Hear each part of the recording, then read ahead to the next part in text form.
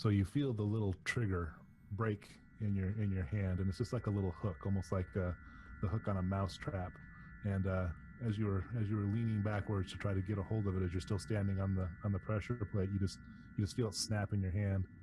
But then you used your baby Bible card to get an advance on the test, and so you are leaning back and you just jam your hand into the hook, and you onto the broken end of the hook, and you just feel it catch under your fingernail. So you're standing on the pressure plate, you're leaning backwards kind of on one elbow, and you just got this fingernail just caught on the trigger for the trap, and you're there, and you're just kind of starting to sweat.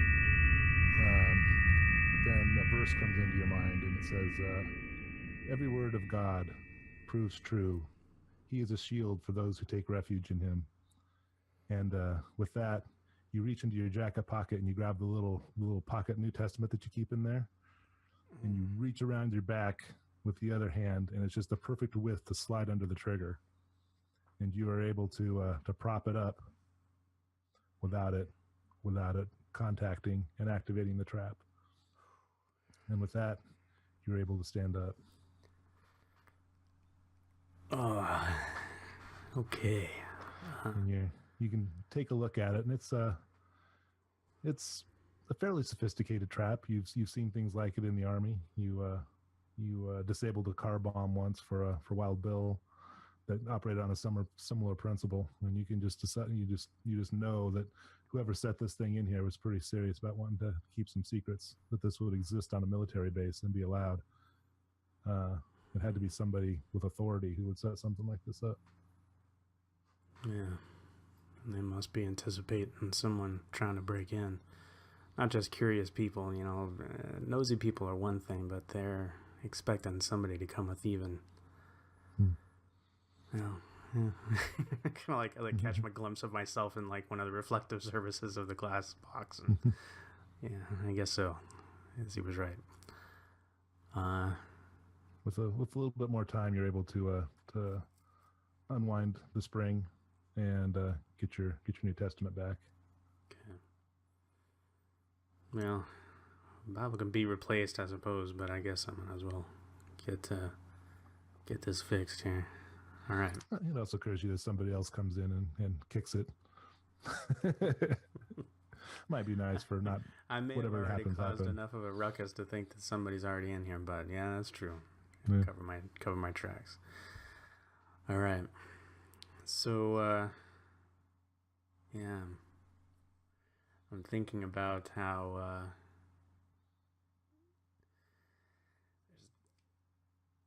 there's too much. There's too much here. It's also very late. It's very late, and I don't know how much time I have before. Well, I have probably like about 40 minutes, because I think I told them out front I'd be gone an hour. So yeah, I might buy me another 5 or 10 minutes before they come looking, but I'm not gonna bank on it. So I need to be super cautious about it. Okay, let's see here.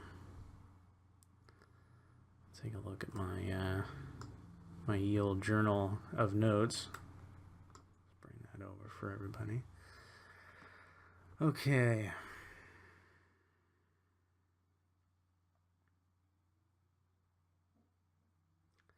I think what I'll do is I'll go ahead and I'll take a look at. Obviously, I'll take a look around in here and see what I can find. Any information that I can take with me. You looked around a bit on the way in, and you found some manifests for fairly standard scientific equipment. You didn't find anything particularly noteworthy except for the pile of ashes. Yeah, but you found the greasy ashes. And that's here in this room, right? Correct. Outside the glass cages, yeah. All right. Well, I guess I'll continue to look around a little bit here, see what's he doing. Okay.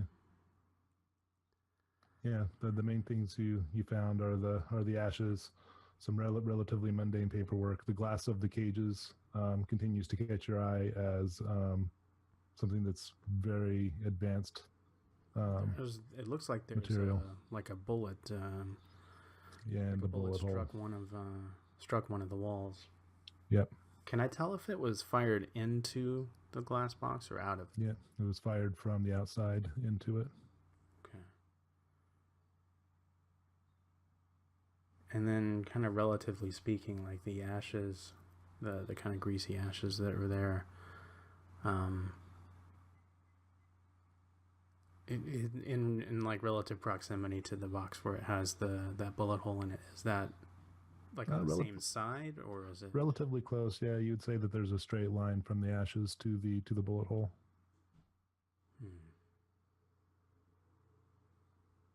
Okay.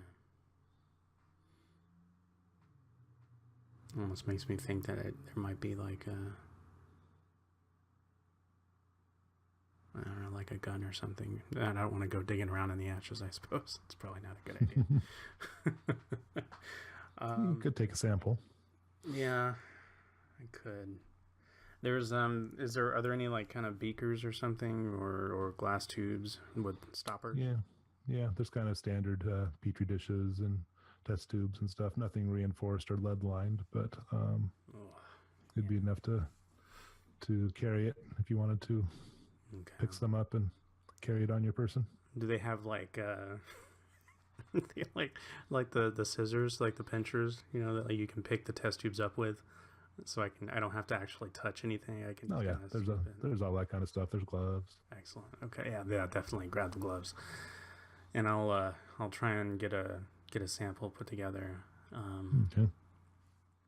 Okay, so let's let me think about like what kind of things I'm able to collect from here. I think I can use. Let's see. I have evidence collection, so that's one thing that I can leverage. Let's see. What exactly is filch? Is that like sleight of hand, like pickpocketing, that sort of stealing, that kind of stuff? Yeah. Okay. I didn't know if it was like a way for me to kind of cover my tracks a little bit more. Yeah, I think it's more. Yeah. Okay.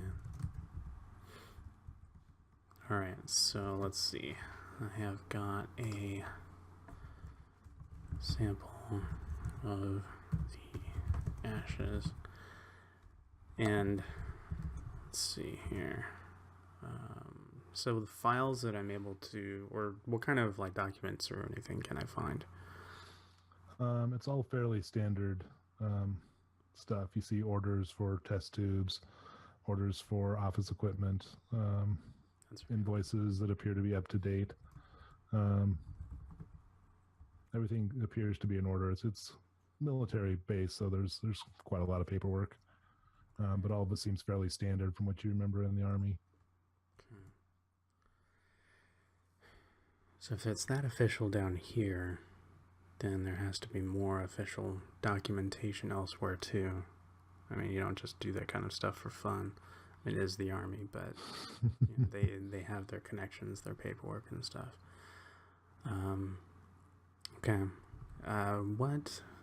Again, I'm trying to remember back to last episode. What element have I not investigated here, or that I was a little too cautious about?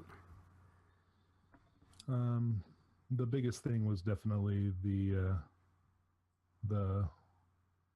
ashes. Yeah.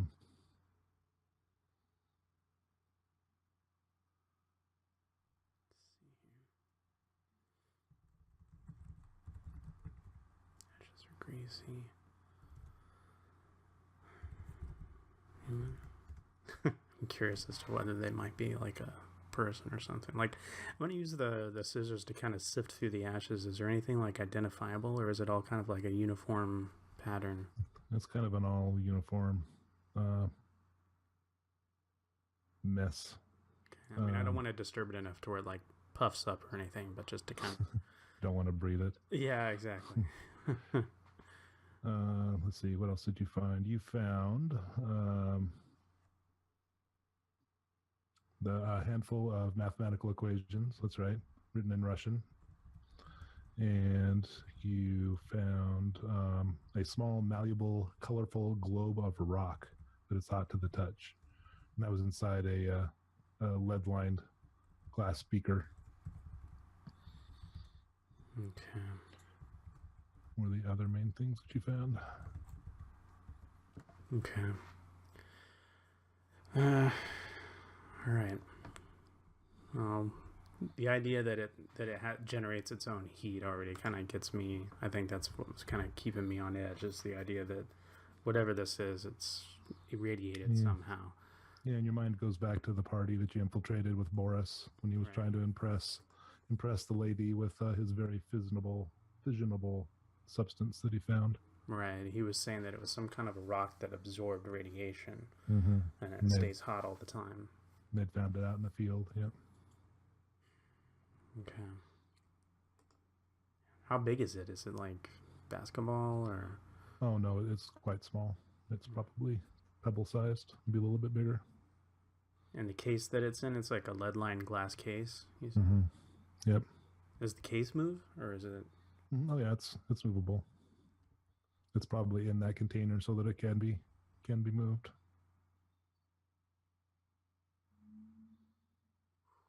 Okay.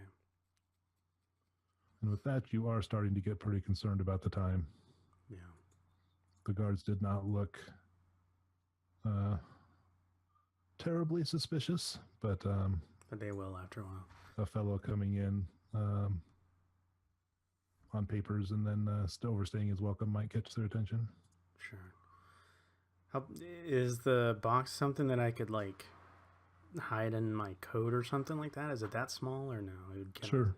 Oh, it is. Oh, that the pebble is in, that the rock is in. Oh yeah, you could take that in. It's basically the size of a glass beaker.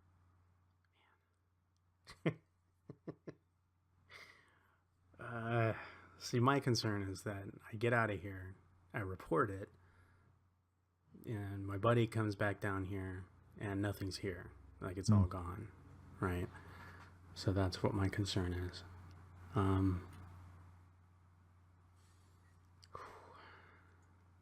You're a foolish man. You are a foolish man. I think I'll take it. All right. Slip it into your pocket. Yeah. Hoping that it's a nice, high-quality lead-lined container. If they're willing to be down here and science this stuff, you would think that they would have it in something well protected. Yeah, I think I'm gonna do it. I'm gonna take it with me. All right. Gosh, it's gonna be a mistake. I know it's gonna be a mistake, but I think it's something that I would do, and I think it's gonna get me closer to hopefully finding Lynette. So okay. I'm putting down the infamous phrase, taking the rock. Okay. So you got your rock, you got your sample of ashes, right, and you've got some Russian math equations. Yeah. Okay. So I think what I'm going to do is, which direction is the back way out? The one that I found with I'm gonna have to remember all the folks' names. Yeah. But I managed to find like a place to get out. Yeah, there was a way out that was basically a drainage pipe. Yeah, I think it was Myrna that told me. Yeah. Okay. So you either get out that way, or you could try to go out the front door the way you came in. Yeah. I think what I'm gonna do is there like a sack or something like around here? When she described the drainage, does it fall down? Like, is it like gravity? Like, it's going to carry whatever is draining out to the river, like behind us. Is there like a satchel or something like that, or a sack or something around? Oh, sure. Yeah, there's various bags that stuff came in, but they're mostly paper. But after, I'm going to wind up losing it if I end up trying to do something like that, because I don't know the specifics of what's underneath here. Yeah. Okay. Yeah, I'm going to give it a shot. I'm going to try and walk out. Okay. So you make your way back up the kind of dank steps. It gets warmer as you go up, and you make your way back out to the door, and you see the same soldiers standing at the front gate that let you in. And they said, "So, all done?" Yes, all set to go. Thank you for your time. Sign here, please. He hands you a clipboard and a pencil. Okay. Thinking back to the pass that I have, does that have like a specific name on it, or is it? Yeah, it was Boris's name. Boris Podolsky. You look like a Podolsky. Sure, yeah. On my mother's side, Polish heritage, you know. Oh my. Okay. I think. It is just kind of scribbled on your documents. It's not terrible. Yeah, I mean, you know what it is. I'll do my best to try and, you know, sign something. Just, you know, just kind of put it down there. So okay. Yeah, I'll Takes sign. the clipboard. Doesn't even look at it. Have a good night, gentlemen. And you get back out to the car. To the car. All right. I'm gonna take that thing out and I'm gonna put it in the back seat, like nobody's looking. I'm just like, just put that back there. Okay. Yeah, I think what I'm gonna wind up doing, and I need to get my notes on the folks that I know here. And it's well past midnight at this point. Yeah. But all right. I'm gonna see if I can't get to a phone, and think I want to. Crud. I think I want to go ahead and ring up Lieutenant Colonel Hartman, and see if. Oh shoot! It's so late. Then again, no, I'll go ahead and I'll head home. I'll head home now. Okay. And then I'll look him up in the morning. I gotta find a place to stash this thing. Yeah. So I'll do that. Okay. I'll head home for now. All right. You make your way across the city without incident to get to pull up to your apartment. And as you pull up, you get out of the car and you start walking towards your apartment. Through just a little crack in the windows, you could have swore you saw like a little blue flash.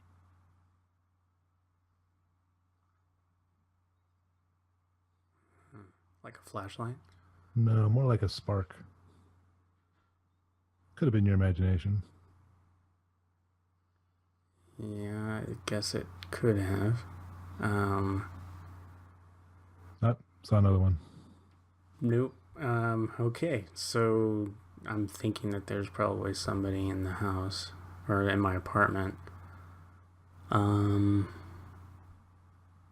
Okay. I am going to. Is there a back way in here? There is not. There's just the front door. Just the front door.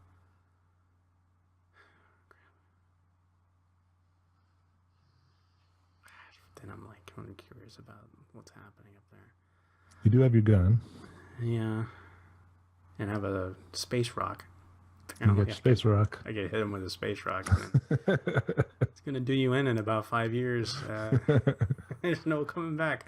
It'll hurt. Yeah, well, unfortunately, I'm also thinking that's probably what's going to happen to me now. But if I end up finding Lynette, at least reuniting him with her father. Yeah. Man, I ain't got much around here. Can't afford to have something going on here. All right, so I'm gonna try and sneak my way in and see what's going on up there. All right. Just going through the front door. I guess you'd have to, yeah. You have instructed that I do not have an alternative. Well, there's multiple. All right, fine. Yeah, so you kind of click open and you see that the door is actually ajar already. You push your way in, and you see kind of a huddled form sitting on the floor, leaning against the wall next to your bed, kind of beside your bed and in front of your bedstand. And you can see that whoever it is has torn apart your lamp that you have laying on your bed, and they've got the exposed wires of the lamp held up basically right up against their face, and there's like just sparking blue power jumping back and forth. Is there a switch for the light nearby here? There is, yeah. You want to turn on the light? No, I want to turn it off. I mean, because I'm assuming that they're using whatever juice is coming from that. Oh, outlet. I see. Yeah, that's you don't have a switch for that. You can turn on the main light, but you're not next to the lamp. Where he's basically torn apart your lamp and is holding the lamp cord plugged directly into the wall up against his face. Oh boy, okay. But if you turned on the light, you could at least see. I don't want to see. I don't want to see.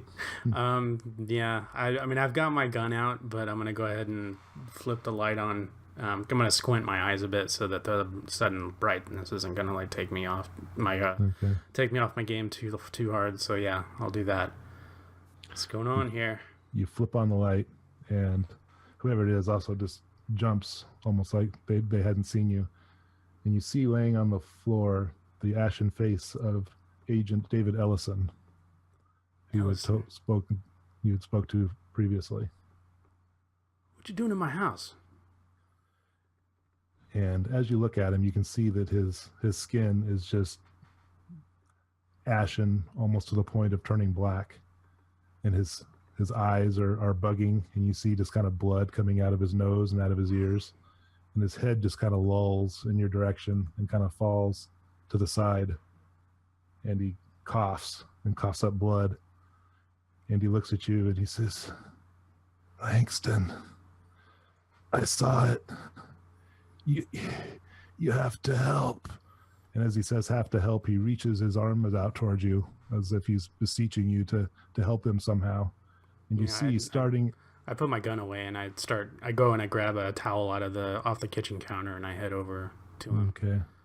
As you do that, you can see starting at his fingertips, his hand just starts falling into ash and just falls down onto the ground, and it starts cascading up his arm, and then it takes his chest, and then finally his head, and he just disintegrates before your eyes.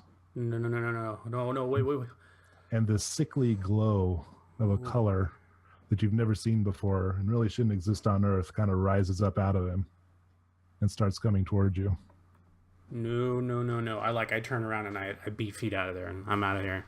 No. Okay. Oh. No. I want to glance back and like look at what might be. Is it following me down the hallway as I'm running off?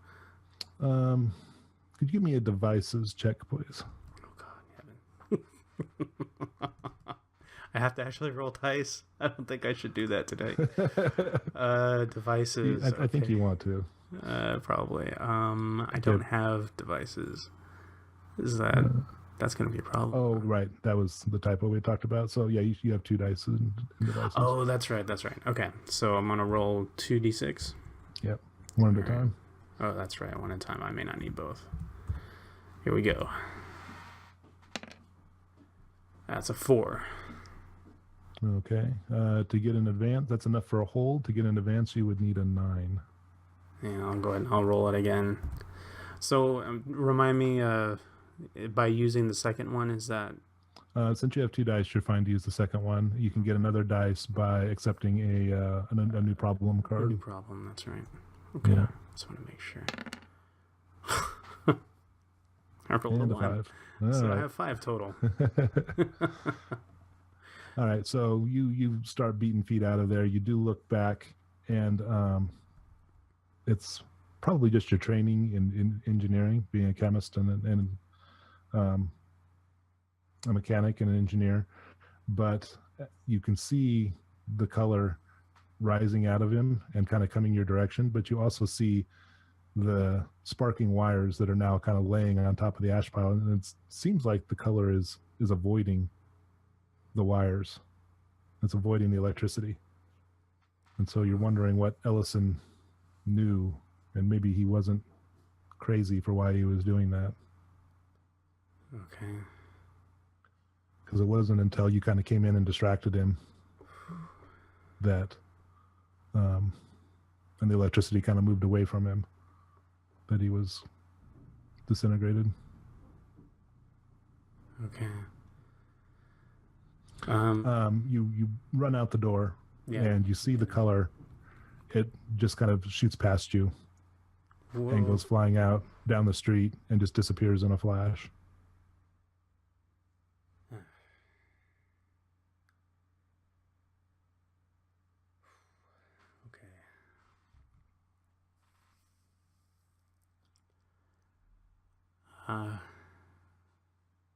And you're standing outside your apartment with the door open and a gun in your hand. Jeez. All right. All right. I guess I'll. Crap. So the ashes that are in there, I'll go back into the apartment. I mean, if that thing's gone, then it's gone. I need to find a place to hide this rock. So I don't know what I would use to try and do that, but see if I can find a place like a wood panel or something under the floor that I can hide it under. I don't know if that's something I can maybe do. Yeah, older kind of downscale apartments like this have a lot of little nooks and crannies like that. Yeah. There's a old mouse hole that used to be lived in by a family of mice until you got rid of them. That would probably do nicely. That the little tube shape would fit nicely in there. And I don't have a phone, right? You do not. Okay. The ashes that are on the floor, does that look the same as the sample that I have? Virtually identical. Okay.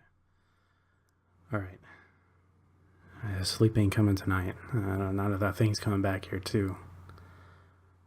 All right, and that thing's stashed. I need to make a call. I need to go tell Melvin that I have this thing and what's happened.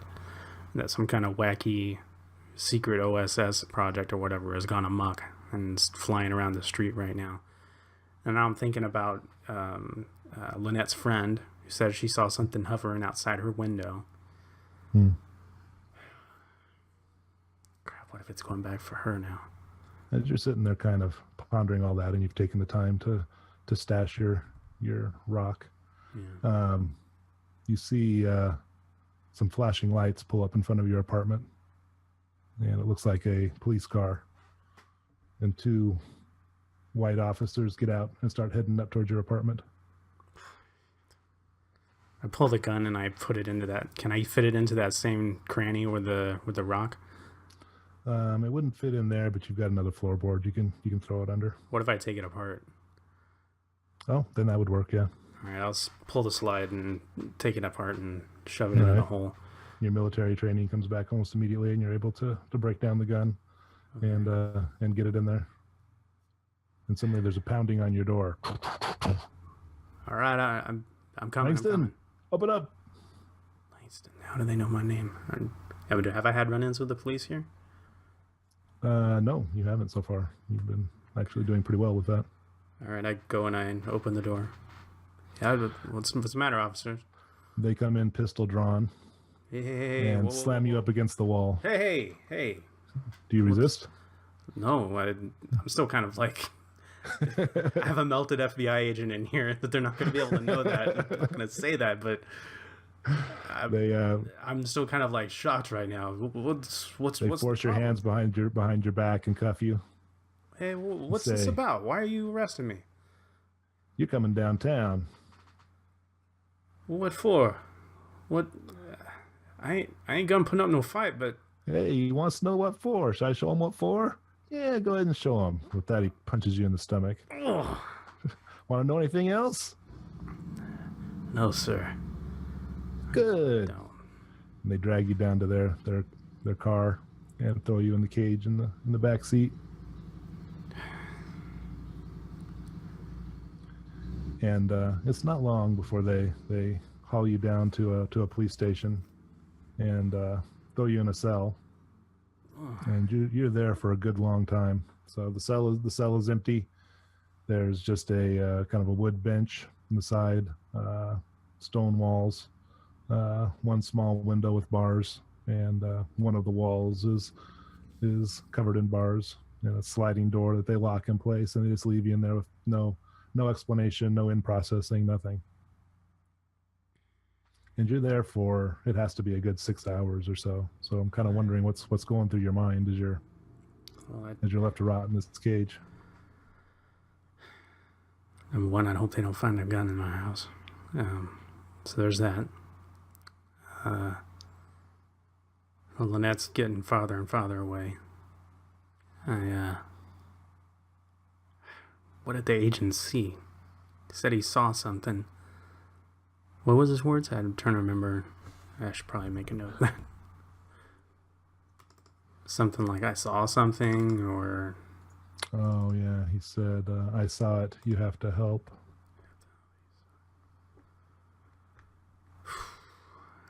Yeah, I mean, that's definitely running through my head. The idea that, whatever warning I thought I was giving him was like nothing compared to what I'd found after I had visited him.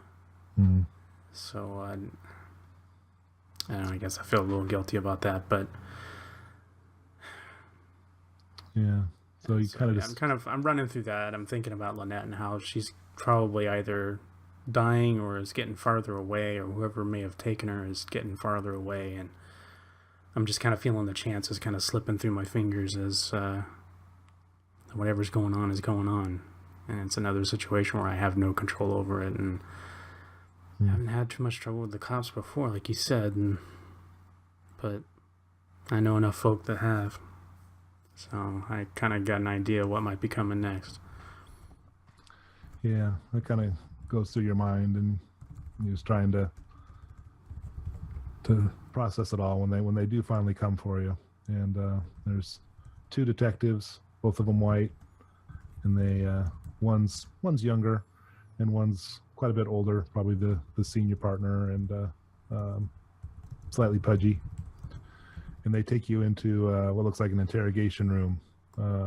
There's a small desk and a heavy metal chair, and as they throw you down into it, you can see that there's kind of some dark brown splotches that you recognize as dried blood.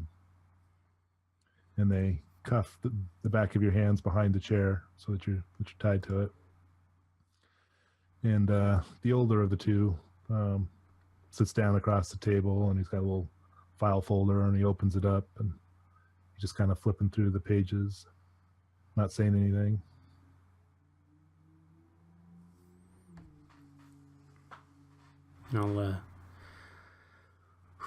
I'll keep my cool for now. Try and not give him a reason to. Yeah, try not give him a reason for hitting me or whatever. All right. He eventually looks up and says, "I'm Detective Charles. Would you like a glass of water?" No, sir. I'm fine. Oh, okay. Well, looks like you have a problem. That girl's played you for a sap, son. We know you're working with her, and no offense, we'd rather have her than you. So why don't you just give her up, and you can walk out of here. Girl, sir? You hear kind of a snickering sound behind you, and a man that the younger of the two, that's kind of standing behind you, kind of comes into your field of view, and he slams a phone book into your stomach. And he kind of chuckles, and then he grabs you by the back of the hair and pulls you back up and hits you again, right in the stomach. Just thought I'd ask a name, Detective. Detective Charles says, "This can go a lot simpler if you just give her up." I don't know who I'm supposed to be giving up, sir. He just shakes his head sadly and says, "Detective Silver, if you wouldn't mind, And he basically just comes in front of you and just starts punching you repeatedly in the stomach. And so at this point, you need to decide if you want to resist and fight back, or if you're going to take the beating.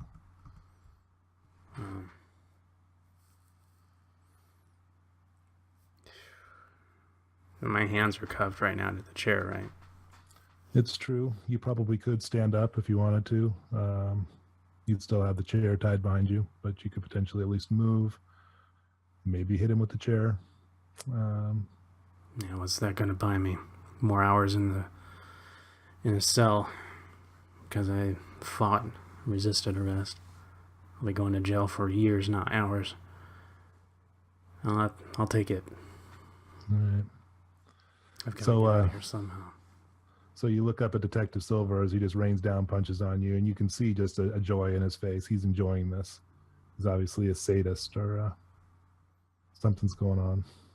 I'll try and do my best to not give him any satisfaction, but we'll see. You roll a cool check to see how well you are able to take this beating.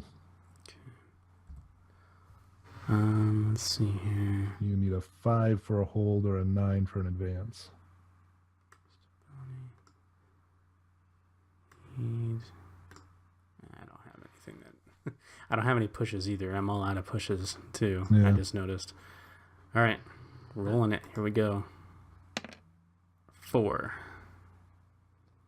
So that would give you a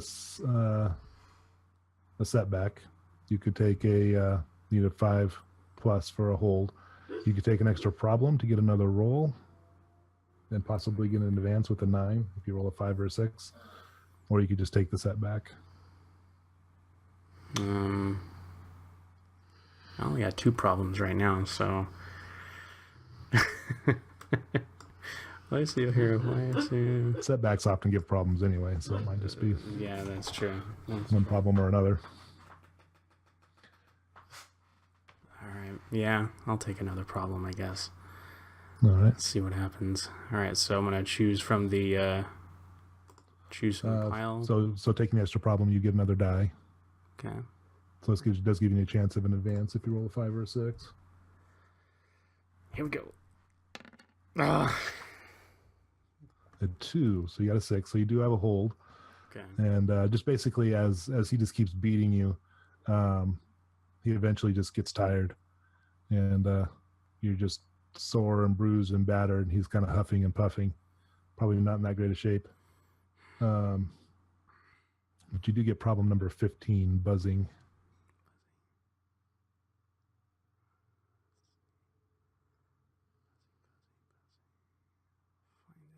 I gotta eyeball him here.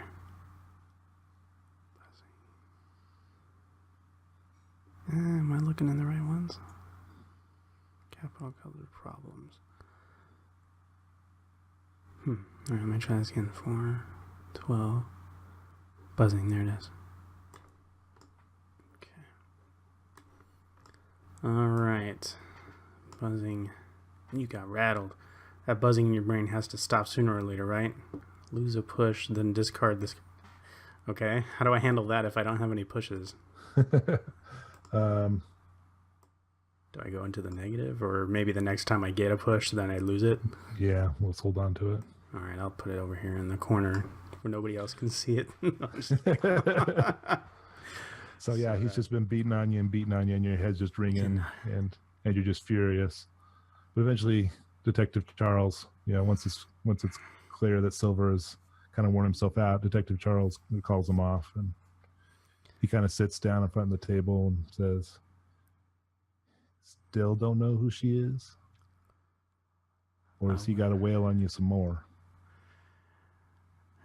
I'm willing to talk, Detective, if I had a name to respond with. But he starts chuckling. If Frumpy over here has some room left.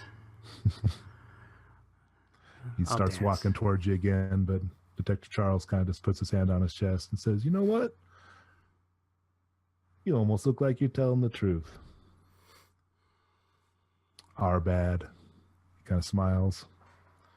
Says, "So, we received a tip that someone by the name of Lynette stole some aluminum cases from Navy Munitions Plant Echo, the same place that you were at asking about her. So clearly you're working together. Now we want her, and we want those cases. So I went asking about a woman who's missing, who supposedly stole something after the fact that she stole something.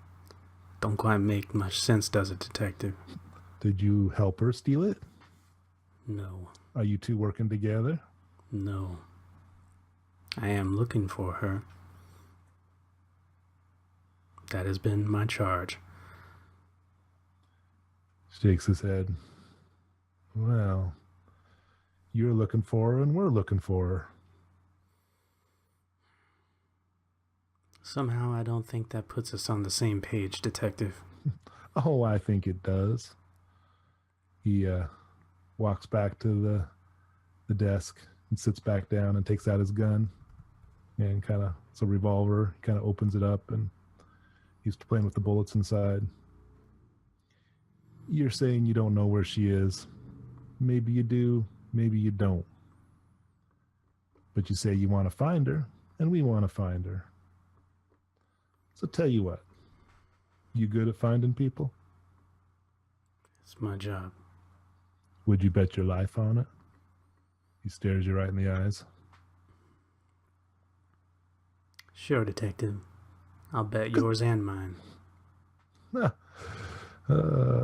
need a little bit more of a beating. Tell you what, we'll give you 3 days. You find her by then, it's all good. Bring her to us. Otherwise, I'm afraid you're going to have a bit of an accident. We're going to have to arrest you again, and accidents happen. People fall downstairs. People get shot down, you know what I mean? Sure, detective. I sure know what that means. Good. He stands up and smiles at you and walks behind your chair and undoes your cuffs. Takes them off. Detective Silver opens the door. 3 days. He gives you a little bit of a shove.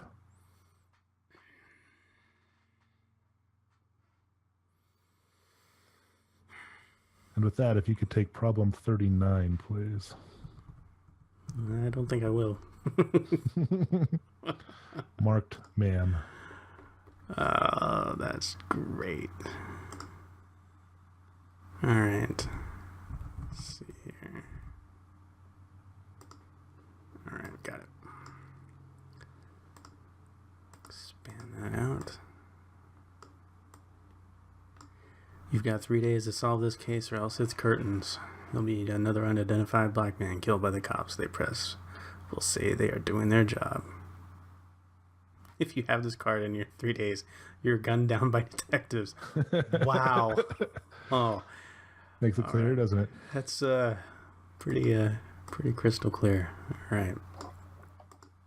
So, okay. They basically escort you out the front door of the police station, and you're there without your car, just feeling awful. You haven't slept all night, and you just got worked over by Detective Silver, and no one offers you a ride. Oh, I'm surprised. What time is it now? It's probably it's close coming to dawn up on 8 a.m. at this point. Oh, it is after dawn. I gotta find a phone. Yeah, I gotta find a phone. So I'll see if I can call Lieutenant Melvin. I think that's his name. Let me make sure. Lieutenant Hartman, Melvin Hartman. All right. You're somewhat familiar with this end of town, and you know there's a diner down the street that's probably serving breakfast, and they're probably willing to let you use their phone. All right. So you start walking down the road. You're on Bennett Place, a few blocks from the police station. And could you make a sense trouble check, please? Oh, man. You have 2 dice. All right. You need a 3 for a hold or a 5 for an advance. I'm not a good roller today. No, I'm not. All right. I guess I'll do the other one. Here we go. 6. Oh, 6. That's good. Okay. Total 6. All right. So that's enough for an advance. You're walking along, and you just catch something out of the corner of your eye, up high in one of the windows, and takes you back to your army days when you were trained to spot and avoid snipers. And suddenly a bullet just whizzes by your skull. I mean, it misses you by less than an inch and impacts a car, a little junker on the other side of the road from you. Cripes. I'm heading off to an alley, see if I can't duck around a corner somewhere. Well, you catch a glint of steel from that window, and whoever it is ducks back inside. So they're not continuing to shoot at you. You're really wishing you had your gun right about now. Yeah. You do see the door to the building. Looks like it's an apartment building. I'm like looking around here. Is there like an alley with like a stick or something, like a piece of broken board from like a pallet or something like that? Yeah. Probably you not. Don't see anything too much like that. You could hide behind the car that just got shot, but some people are kind of looking at you funny because it was silenced. And so they didn't see the shot, but they just see you standing next to a car with a busted window. All right. But he's not continuing to shoot at you. It looks like he's concerned with escape at this point. I'm going after him. I'm going to go. All right. This is ridiculous. I just got beat over by the cops. I haven't had no sleep. I watched a perfectly good agent who didn't wrestle me die. I don't know where Lynette is. I'm probably going to die of radiation poisoning. So it's like I really don't have much left. So I'm going after this guy. All right. So I head towards the building. How far away from the police department are we? You're just a few blocks away. That's it. Okay. All right. Yeah, so I'm heading in there, and whoever it was clearly knew that you were there. What kind of building is this? It is a townhouse, and so it's kind of a apartment building. All right. And you rush into the door, and you see a kind of slightly overweight Hispanic man. He's kind of in his early 50s. Kind of staring at you, and he's like, he can see that you're obviously distressed and not looking that great, with your face kind of all beat up, and he's like, okay, can I help you?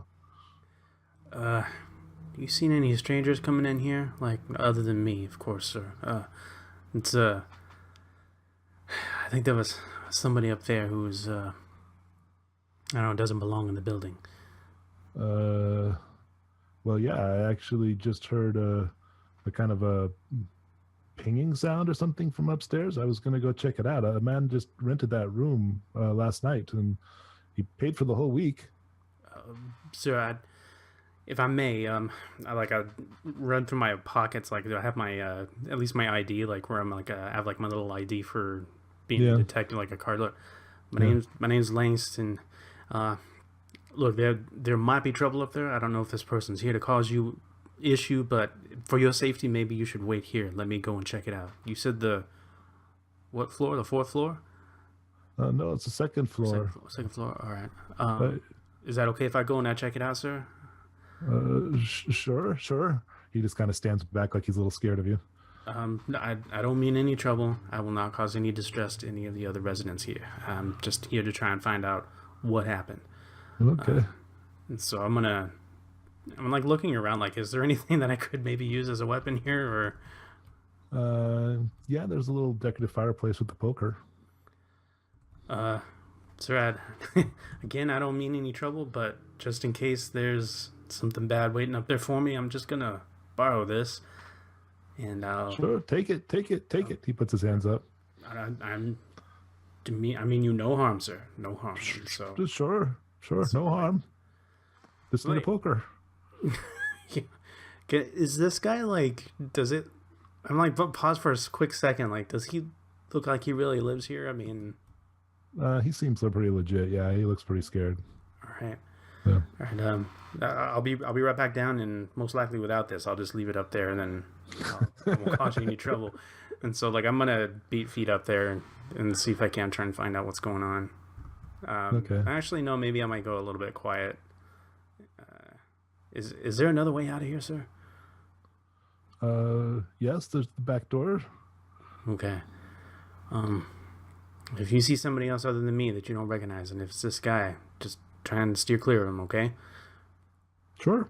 All right. And so, like, I'll go up there and see if I can check it out. Okay. You get up to the room that he directed you to, and the door is just left hanging open.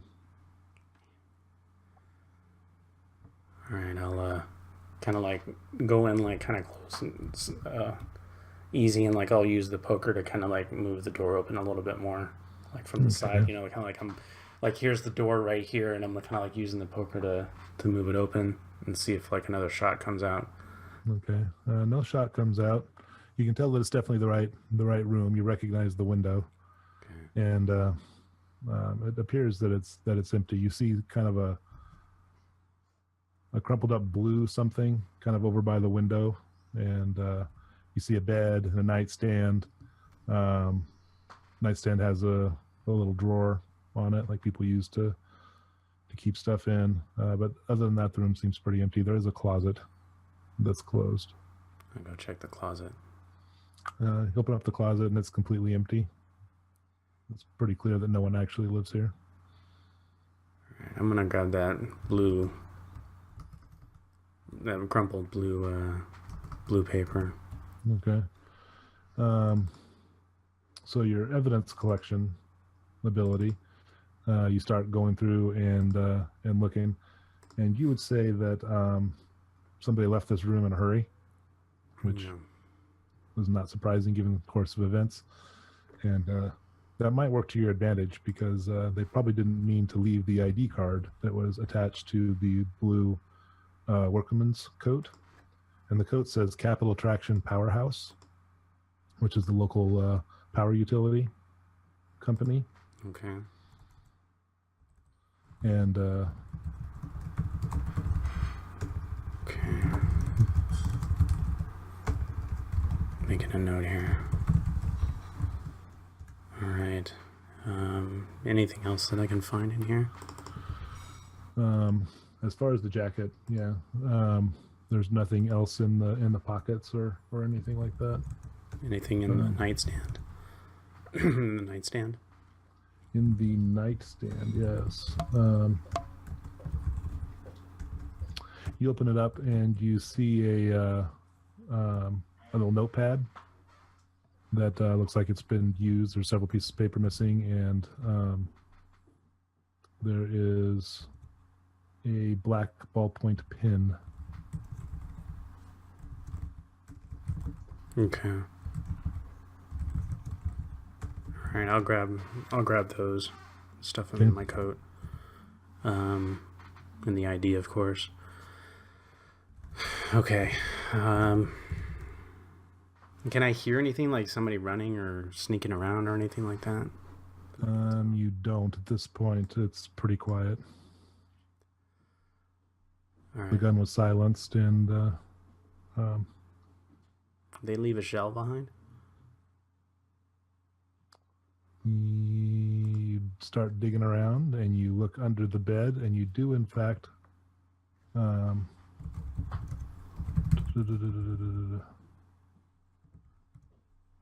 you do find a spent shell casing, almost certainly from the bullet that hit you. Okay. Or came close to hitting me. It came close to hitting you, yep. And it clearly rolled under the bed, and you recognize it from your training as a 6.72 round from a Mosin sniper rifle, which is of Soviet design. Maybe a decade old. Okay, how do they know I was going to be here? He said he bought this place how long ago? 2 weeks? No, he said he rented it last night and paid a week in advance. Oh, rented it. Alright. Didn't know how long I'd be in jail. All right, I gotta be feet out of here. I guess, like, true to my word, I'll lean the fire poker up against the hallway wall. See if I can't spot the way towards the back entrance. Is that the same way I came and then just, like, kind of walk the other way, or? Yeah, it's pretty much you just continue down the hall the way you came in, and there's a back stairway. Okay. Never mind. I'm gonna bring the poker with me. So, like, I check the stairway just to kind of make sure it's clear. Keeping the poker. Yeah. I'll leave it behind outside then. If everything's clear, I just want to make sure.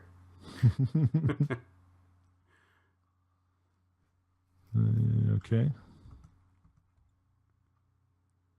And yeah, you make your way outside without any other problem.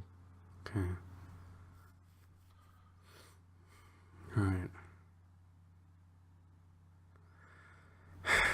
Okay.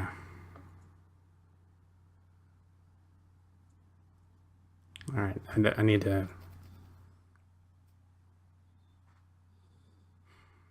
I need to get someplace where I can kind of relax a bit, or not relax, but like kind of settle for a second, and then I can take a look at what I have.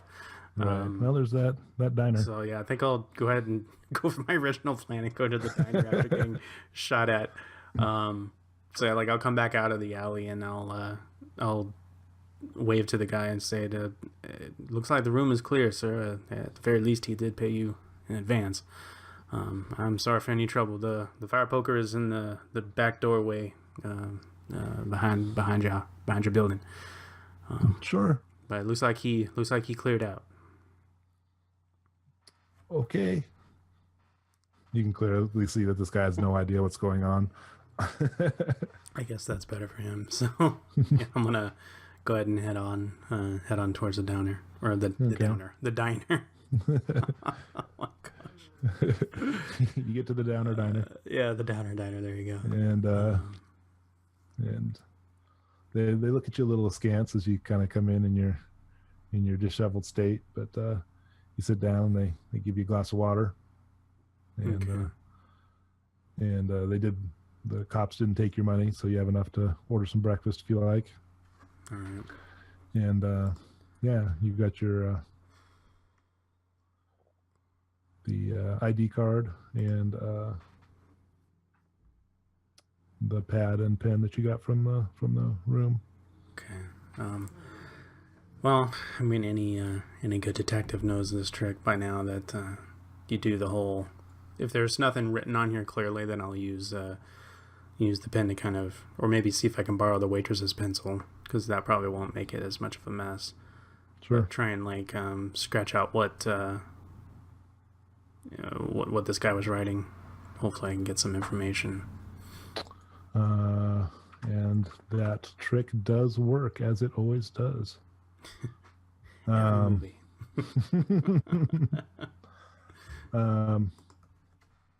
Yeah, as you kind of are drawing, with the side of the lead of the pencil to try to figure out what was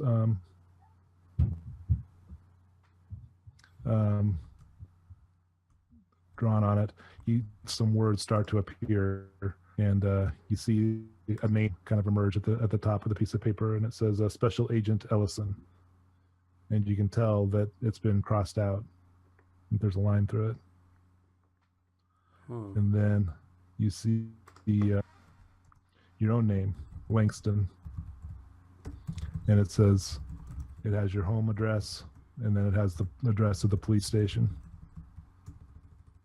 and then underneath that you see another name, Maurice Miller, the father who hired you. Holy crap! I get up and I'm out of there. I'm out of the diner. I like whatever cash I have. I'll drop $1 or something and say thanks. You see another name appear under Maurice, and it says Lynette Miller, and it also has an address. Is it a different address? It's a different address. Yeah.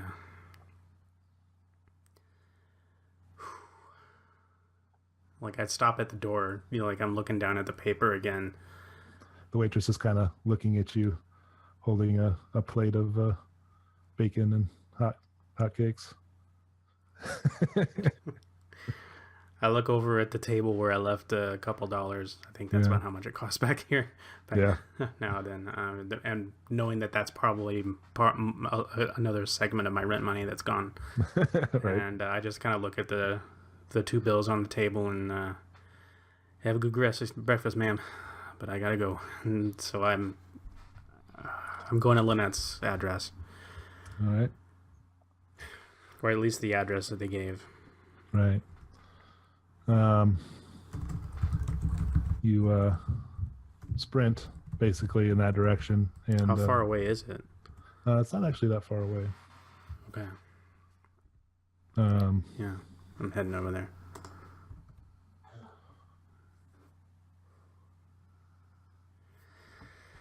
Oh, man, aching, bloodied, no weapons. I got nothing.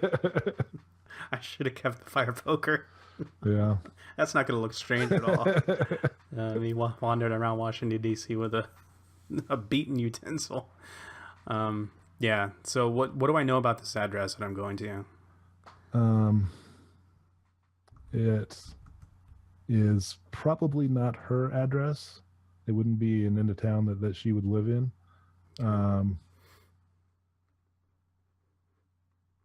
But you go running down the street, and it might actually be quicker just to go get your car.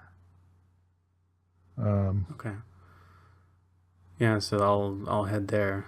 Yeah, so you head down there, you get in your car, and is it well hang on, the car's at my house, right? My apartment? Yeah. All right, I'm gonna beat feet upstairs and hope that they didn't find the hidey hole. Okay. So yeah, you're able to go in there, and you see everything still in your hidey hole. Okay. I'm gonna leave the rock. I'm gonna get my gun. Okay. And stuff that in my waistband and pull on my coat and then head back down to the car and get going. Okay. As soon as I get a phone, dang it, I could have used the phone at the diner. Oh, I'm so fat. I was just running half cocked. Okay. Yeah, I'm heading over to Lynette's, see what's going on, or whatever this address is. Okay. You race across town, and you don't get pulled over or anything, and you pull up in front of the house, and you see on the mailbox for the address it says Adams, and you recognize it as the name of Walter Adams. Is that the doctor, or is that the... That was her boyfriend that was working at the naval base. Okay. Okay. But the house appears quiet. I'll pull over like to the side of the road. You know, is this like on a street, or is it like a dirt path, or what's the... It's on the street. It's a nice place. Little white picket fence. I'll just, and then they already probably know I'm coming here. I don't know. I'll drive past it and then pull over and then make my way back. Okay. But this is the kind of neighborhood where I probably shouldn't be. You probably would stand out. Damn it. I ain't got a choice. I'm going to go in the back of the trunk into the boot of the car. And is there anything in here that I could use like as a... God, I'm already beaten half to hell. There's not any kind of disguising in anything. Forget it. I just close the trunk and I'm going to head towards the house. Okay. Kind of like eyeballing around just to kind of see if, I don't know, there's a car that's about to come up with the rifle barrel sticking out of the window. You know what I mean? That does not happen. You Okay. All right. you head up to the front door and assume you knock on it. Yeah. And a young black woman opens the door with long black hair, young, and you recognize her as Lynette. Lynette? And she looks at you and says, "Can I help you?" I've been looking all over creation for you. Your father, he he hired me to find you and to see if you were okay. He's been word sick. She just kind of looks at you kind of askance and says, I don't know you. Well, I know you don't know me. I know your father, Maurice. He hired me, and I'll gently pull out one of my cards and hand it to her. I'm a private detective. Okay. You took off from the munitions plant, and your friend was saying that you were looking sick. Does she look sick? She does look a little bit sick. Now that you take a look at her, she seems a little splotchy and worn. Although she doesn't look as bad as you thought that she might. Yeah, in my mind, it's been getting worse and worse and worse. Yeah. And with that, she says, "I have no idea what you're talking about," and she moves to close the door. No, Lynette. No, you're not safe here. There's somebody who's been after me, after your father, and they've been getting quite good at trying to remove obstacles. I think you might be safer with me. How do I know that you're not here to remove some obstacles? Why should I believe you? Where's Dr. Adams? With that, she looks kind of shocked, and you see a little bit of a tear go down her eye, and she's, I don't know. Okay. You do recall that you have her letter in your possession as well that she sent to her father?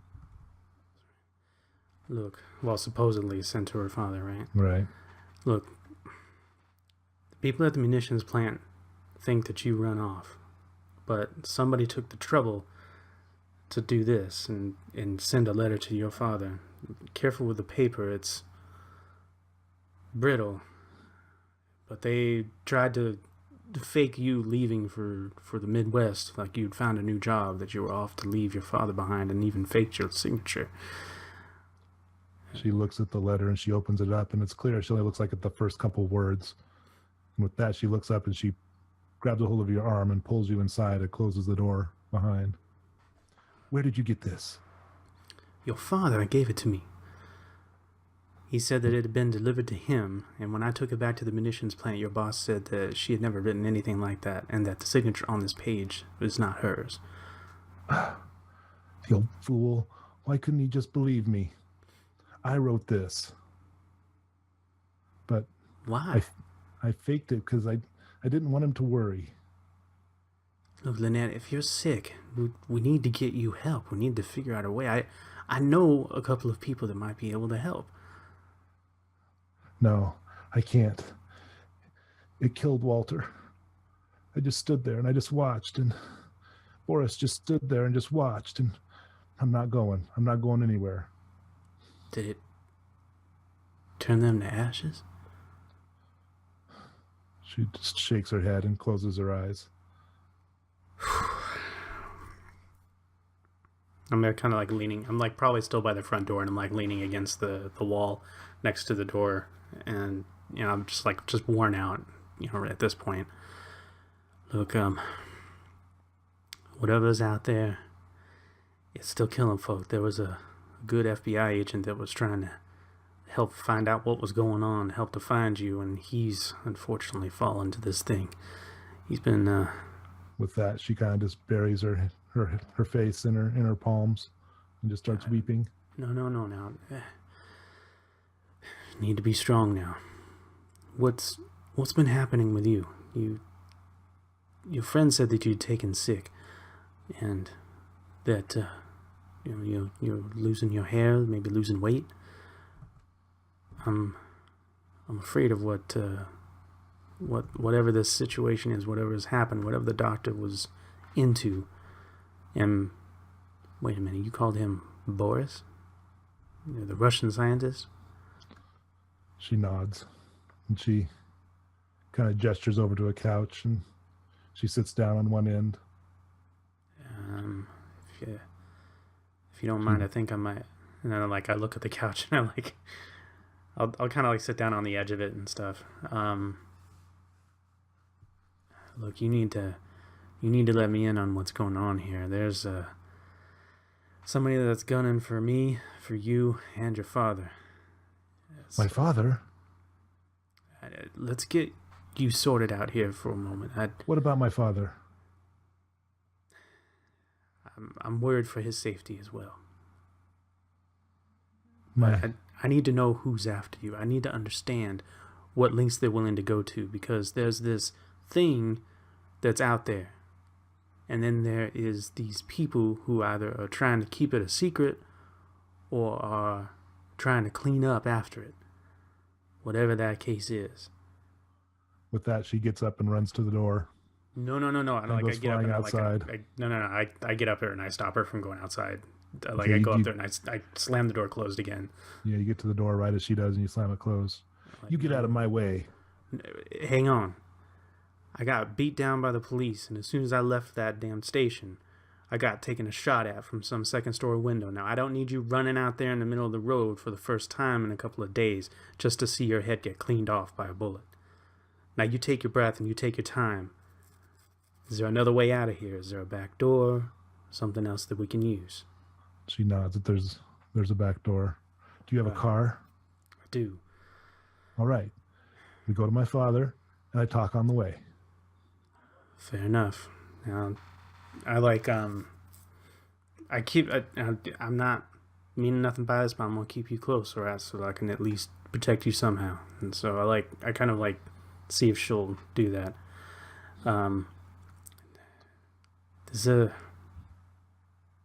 Let's just go see about your father. We'll have to come back here.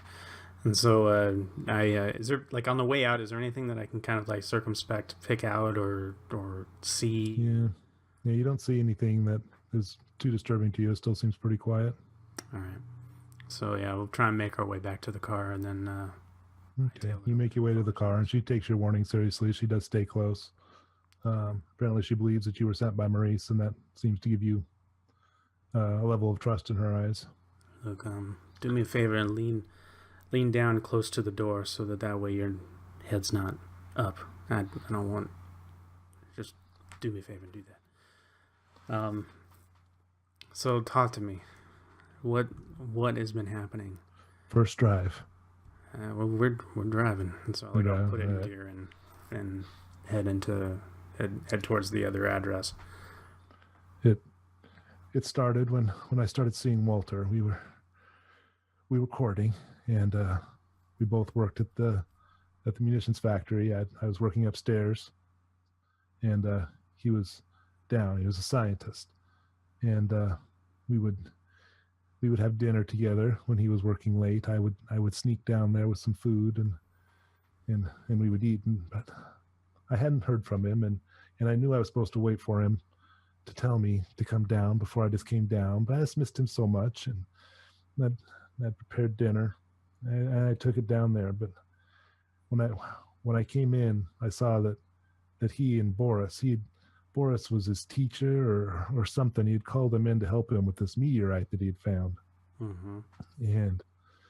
And they were quarreling, and I still don't know why, but Boris took out a gun and was threatening him, and as soon as I saw that, I just dropped my casserole and screamed, and they both looked at me, and the gun went off, and it hit one of those peculiar glass cages that they have, and this thing came out. It was like a rainbow, like a sick, greasy rainbow, and she starts to kind of break down. It enveloped Walter, and he just fell apart, just screaming. He just fell apart, and Boris did nothing. He didn't shoot at it or anything, and he was smiling, and I just ran, and I got out of there, and I just hid out, and I watched Walter's house, and the police never came, and I thought, well, no one's looking for him. Then I thought that I could just stay here, and I wrote the letter to my father, So I didn't want him to worry, but I knew I couldn't go home. I knew I couldn't put him in danger. I understand.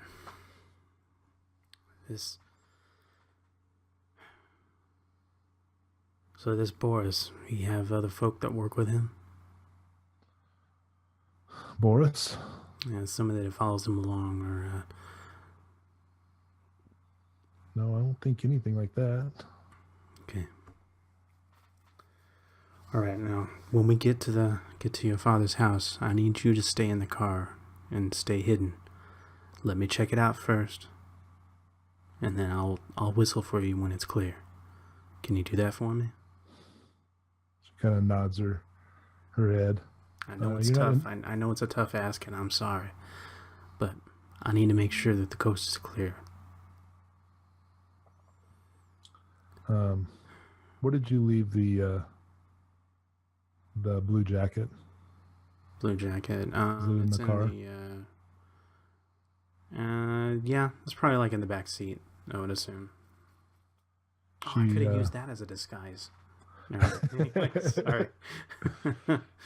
She spots it and she says, "Is that for the power company?" No, it's actually from a room where a guy tried to take a shot at me. Why? I just heard Walter say something about the power company. Capital transaction. I don't remember. Think about it. Think about what you might remember. It's any little bit can help. Maybe we With can that, find this. You pull up in front of Maurice's house, and you see a crowd kind of gathered outside, and you see some people walking around inside. Walking around inside, like neighbors, or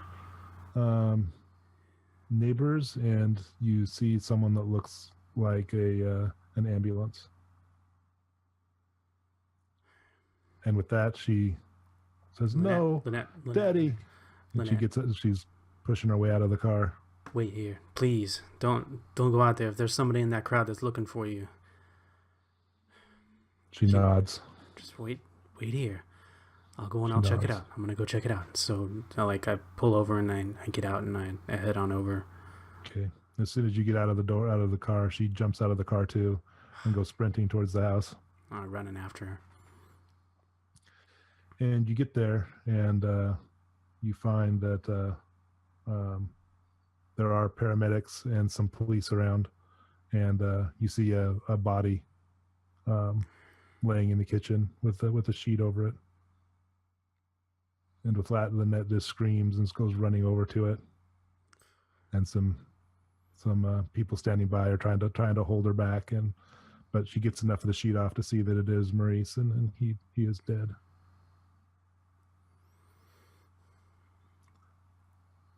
Any of those detectives around? Not any that you recognize. What are the police doing right now? Are they? They're just talking to some of the neighbors, and they don't seem to suspect foul play at this point.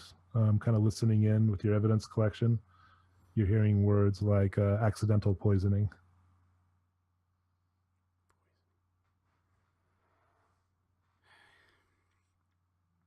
If you got a closer look at the body, you could probably tell with your chemistry. Well, I gotta go get her anyway. I gotta get out of here before those detectives show up.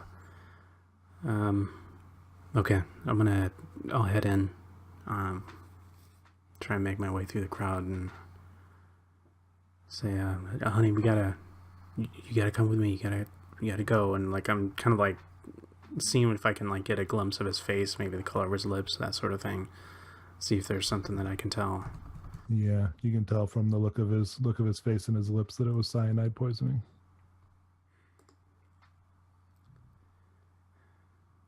I try and get in close to her and whisper in her ears, Lynette, I know it hurts. I know it hurts now, but we have to go. The police are looking for you too. We need to go now. She just shakes her head and just kneels down next to her father. And a couple of the neighbors recognize her and start consoling her.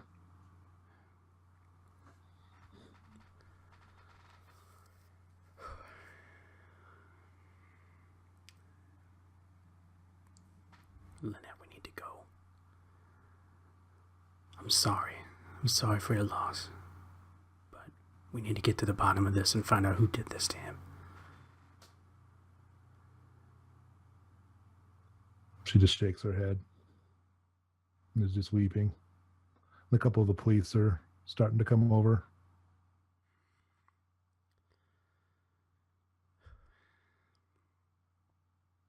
How many of them are there? Two. Two. Is there any more outside? You don't recognize them? Okay. You know, like the pistol's like burning like super hot in the back of my waistband right now. Can imagine.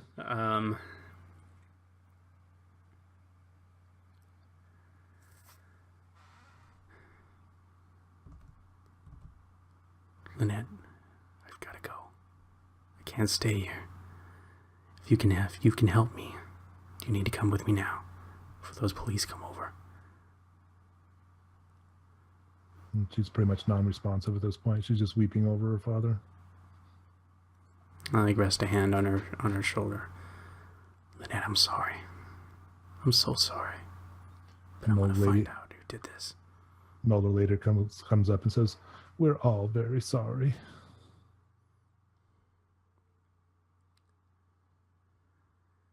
I kind of back away and try and like kind of blend in with the crowd and kind of like look a little sad and disheveled. And well, I look disheveled. I'll just add sadness to it. Right. I gotta hope that they don't have some kind of a APB out on it. Maybe it's just those two detectives. Hopefully I'll get lucky.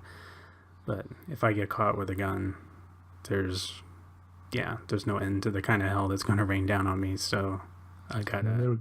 They were counting on you to find Lynette, so... Yeah. Why do they need her?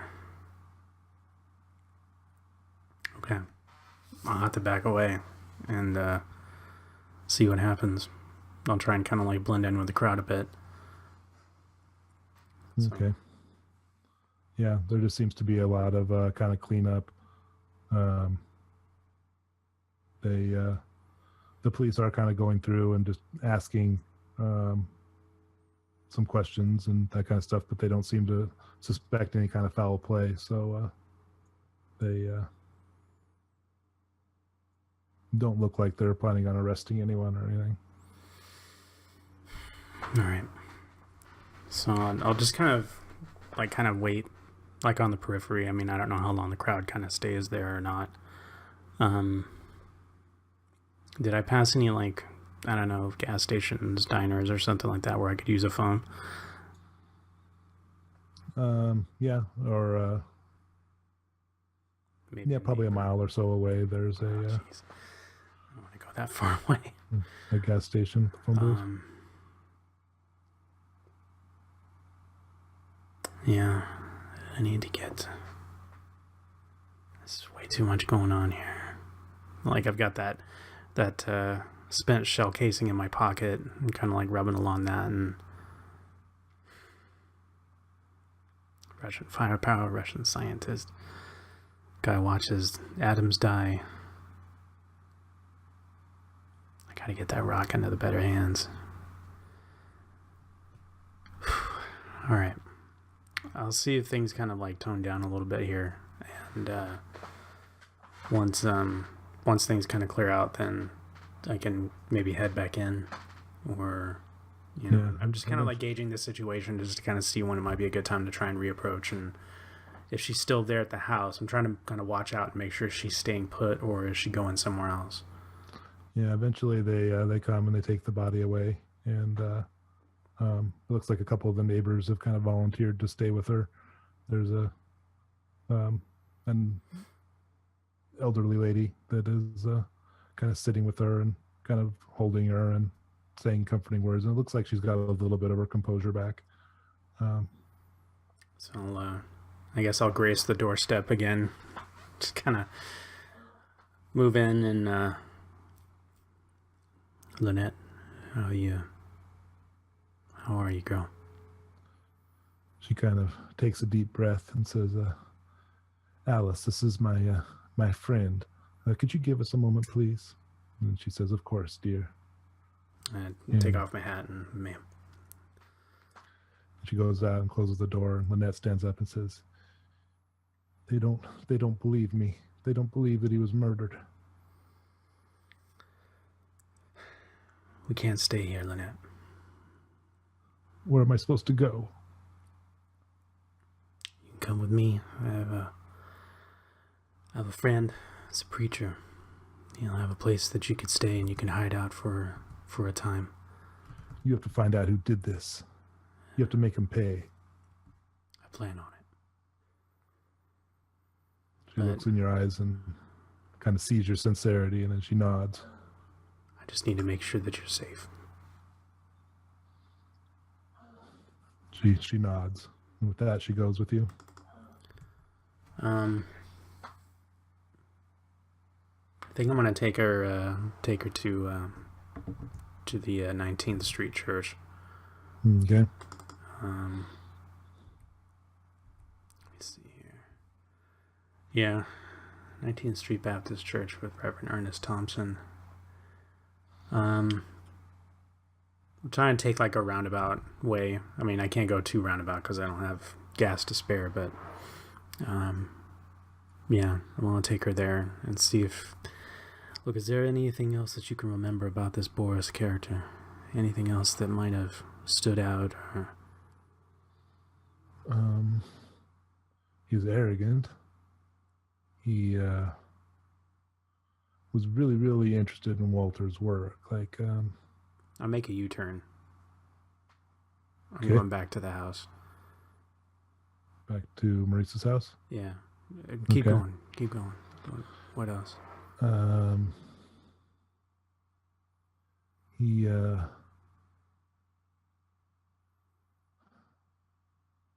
was covetous, you know? Like, Walter had something that he wanted, and he thought he owed it to him or something, that somehow Walter was in his debt, or I don't know. I didn't like him. He made me uncomfortable. I crossed paths with this Boris fella earlier this evening. He didn't seem the likable sort, that's for sure.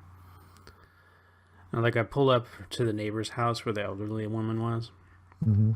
And listen, come with me, just so I can keep an eye on you. But I go and I knock on the elderly woman's door real quick. Hopefully I didn't get too far, like a block or two away. But no. As we're leaving the car, I grab the Power Man coat. Power Man coat makes it sound like he's a superhero. The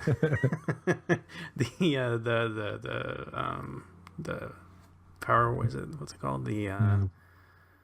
Anyway, the electrician's coat. I grab that and I go Workman's jacket. And I go over to the house and knock on the door. She opens it. She says, "Oh, yes. Sorry to disturb you, ma'am, but you wouldn't happen to notice sometime today if maybe some folk from the power company had stopped by?" "Oh, no, not today." Last day or two, maybe? Not that I've noticed. Okay. Do you work for the power company? Oh, no, ma'am. A friend of mine dropped this coat, so I thought I'd ask around. And Lynette says, "Who dropped it?"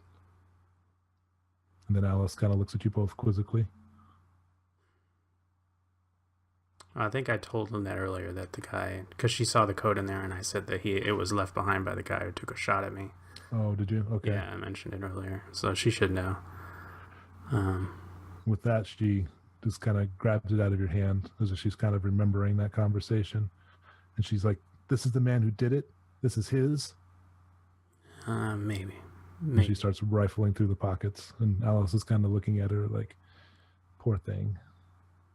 Well, thank you for your time, ma'am. I do appreciate it.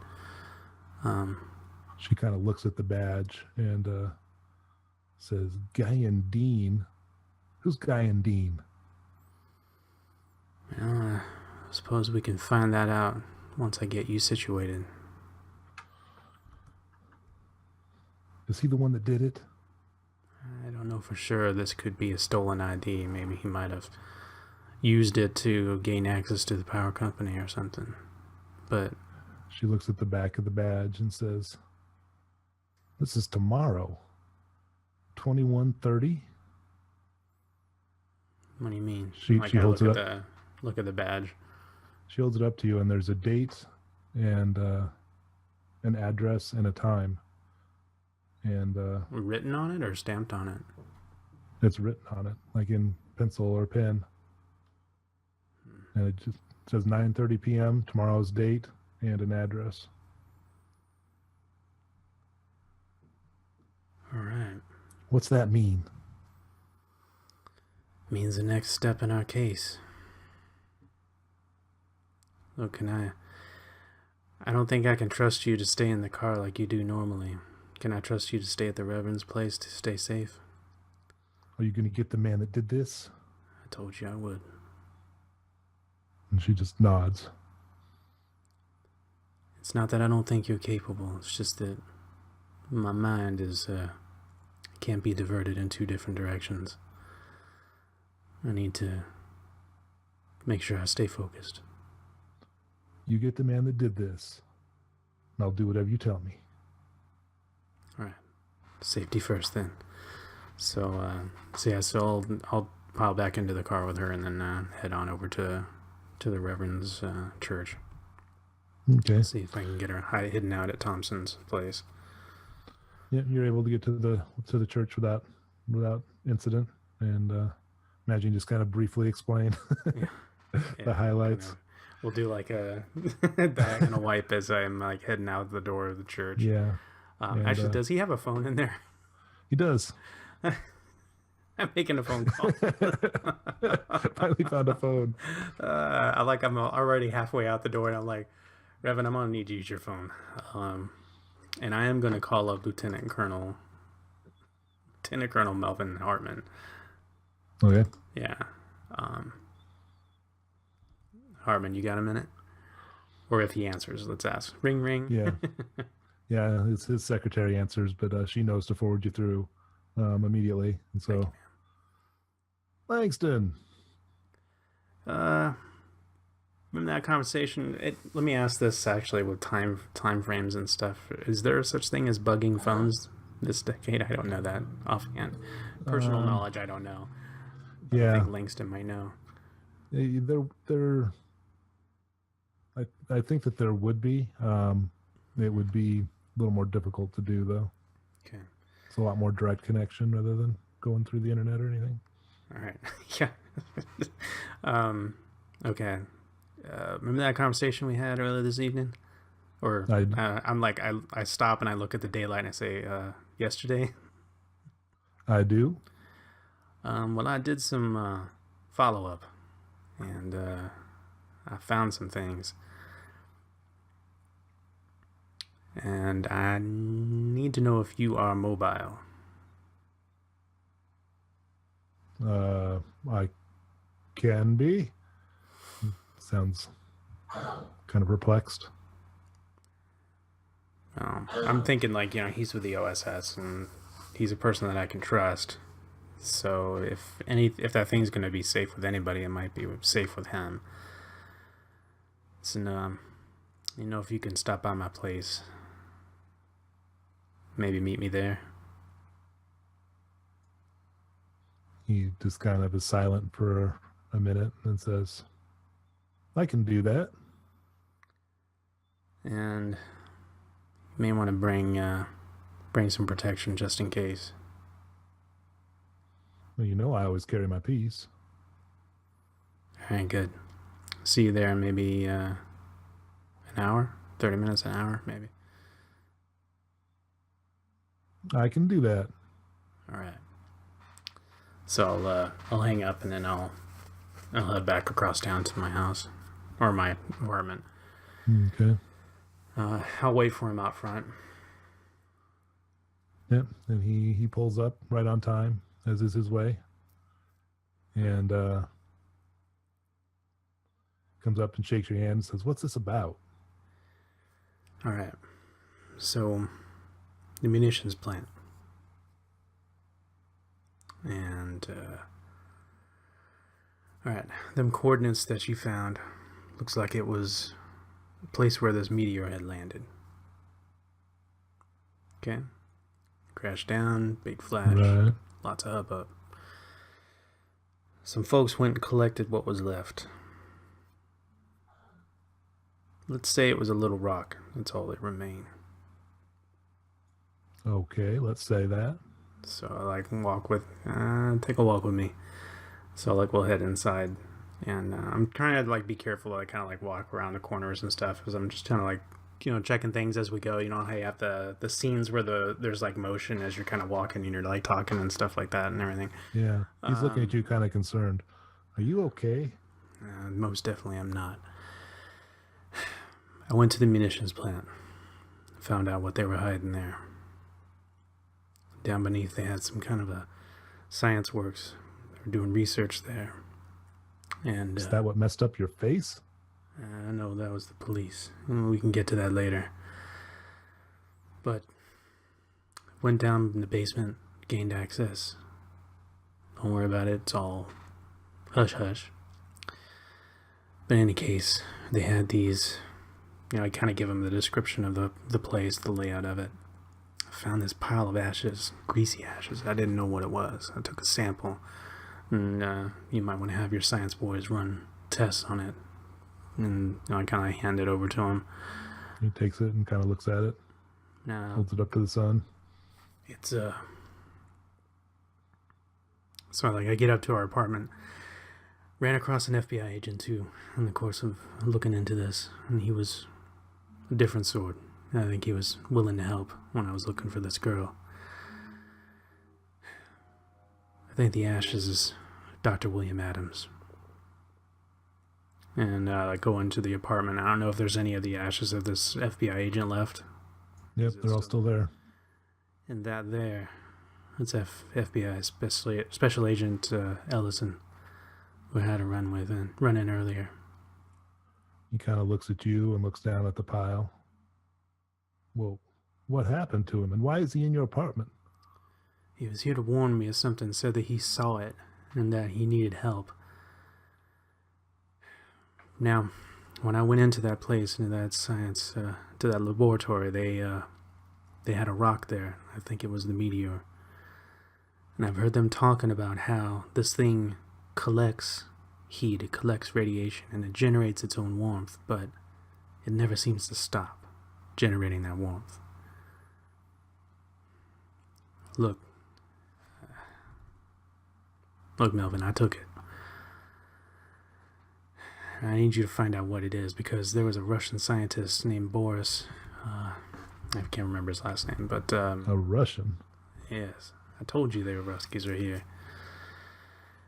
They also like taking shots at me, and as I'm passing into my apartment, I put the rifle shell onto the kitchen counter, the little dinette counter. I put it there, kind of standing up, as I head into my bedroom, to get into the little cubby hole and get the rock. He takes a look at the shell, takes a look back at you. You can tell he's just processing things as fast as he can, but he's still. All this has happened since we talked? Look, I need a safe place for this to be held, and you need to get it someplace protected. Protected from whoever is trying to find out more about it. And I go in, is the rock still there? It's still there, yep. I kind of breathe a sigh of relief. I take it out, and I go and I place it on the counter. He picks it up and kind of looks at it. I take it I shouldn't open this. I wouldn't if I were you. This is obviously somebody turning into ashes is crazy enough, but in the wake of that event happening, there was some kind of a strange, sickly looking color apparition, like a rainbow of some kind that was around it. I think it may have been some kind of residual radiation or something, but it seemed to have a movement all its own. A rainbow that moves. Look, I ain't been drinking. I ain't punch drunk. None of that is happening right here. Well, what happened to your face? It's the police. I got pulled aside. They've been looking for Lynette too. Everybody seems to be looking for her. The girl? Yeah. And I pull out that page where I had the scratched the addresses. There's somebody took a shot at me after I left the police department. Somebody already killed the girl's father. He just kind of shakes his head and said, if it were anybody else, anybody at all. I know, brother, I know. All right, so you want me to take this and put the science boys on it? I need you to work with people you can trust. Only people you can trust. Keep it as hidden as possible. All right. What are you going to do? I'm going to go after the Russian bastard that killed her father. See if I can't find that Russian scientist, that Boris fella. This is the one that you had a file on. All right. He just kind of shakes his head and...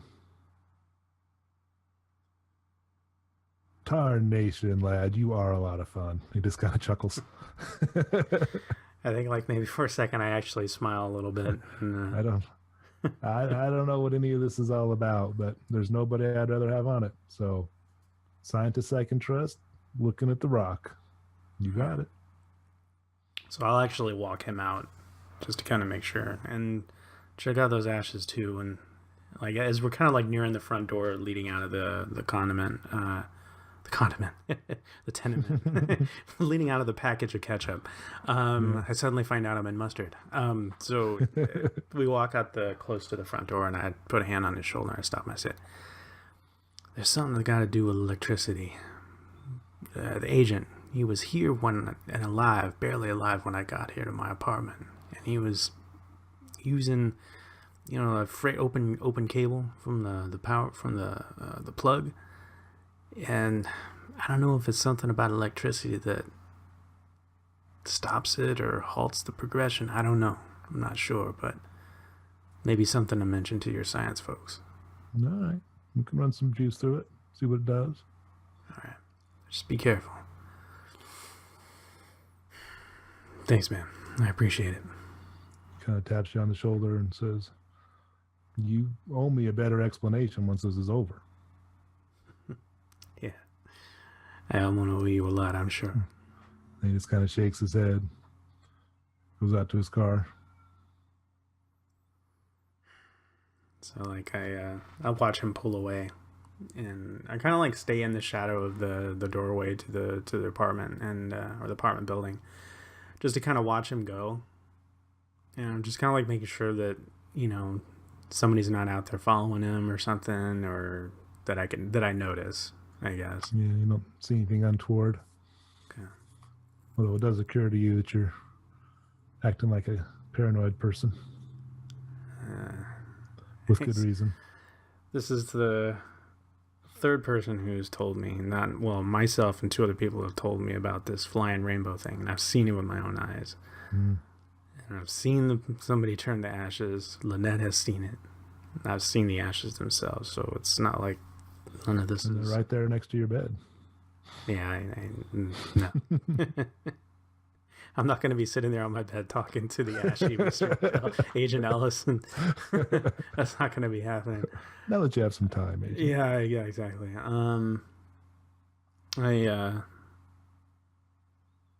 Okay, so what time is it now? It's probably... Yeah, with all this going on, it's actually getting towards the evening. Okay. All right, day one is down. And I'm thinking in 3 days or 2 more days, the cops are going to probably come looking for me. Yeah. And I ain't about to give up Lynette until I find out and get to the bottom of this. And you're just about falling asleep in your... Yeah. And this thing is tomorrow at 21:30? Right. At the power plant? Is that the address? The address is, in fact, the power plant, yeah. Right. So that's... sorry, I don't know my military time. So that's 9:30? 9:30, yeah. In the evening? Okay. All right. I'm gonna. Do I have anything to eat in here, or I probably should go try and find a diner or something like that to get some food? My last $2 I'm gonna to use. Yeah, I'm gonna try and get some rest. I mean, I may not sleep on my bed. Maybe I'll sleep. I don't know if there's if I have like a chair or something I can sleep in away from the pile of ashes, because I don't want to have anything to do with it. You managed to get a quilt, put it over the ashes. It seems respectful. Yeah. Somehow or another. That's true. And you kind of fall into it's not a very restful sleep. Your mind is troubled with dreams, and you wake up several times in kind of a shock before you remember where you are and that everything's okay. But the night does pass, and you do feel at least a little bit better in the morning. But now you're really sore. I mean, the beating in your ribs and in your neck and your shoulders is just really, it hurts to breathe. And you look down and you just see just bruises all over your torso. And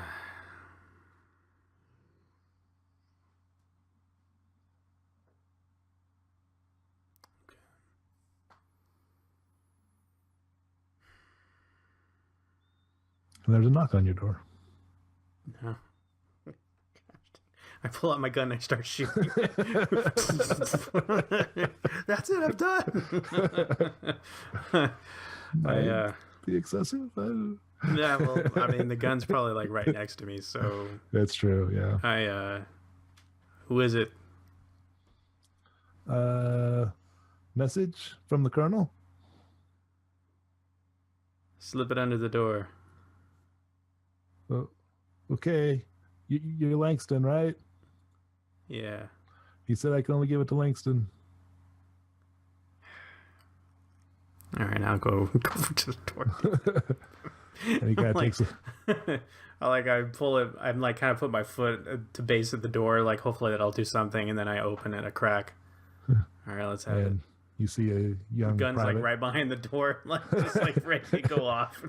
you see a young private in his uniform, and he kind of looks up at you and does kind of like a double take and says, "Oh, yeah, here you go," and he gives you kind of a big manila envelope. All right, kid. I'm sorry, private. Well done. Did you need anything in return? No. All right, off with you. Goes running out. Slam the door and lock it.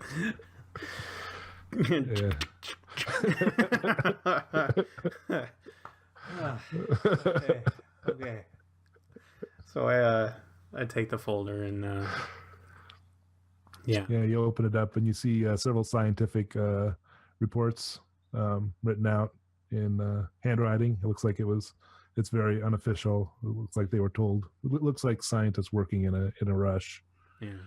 And there's several results. There's a note that radiation accelerates the metabolic rate of living creatures. You see a sentence that says it possesses mutagenic properties. Another paragraph says that cellular growth is unchecked while increasing in size, and it damages the cell walls of life forms.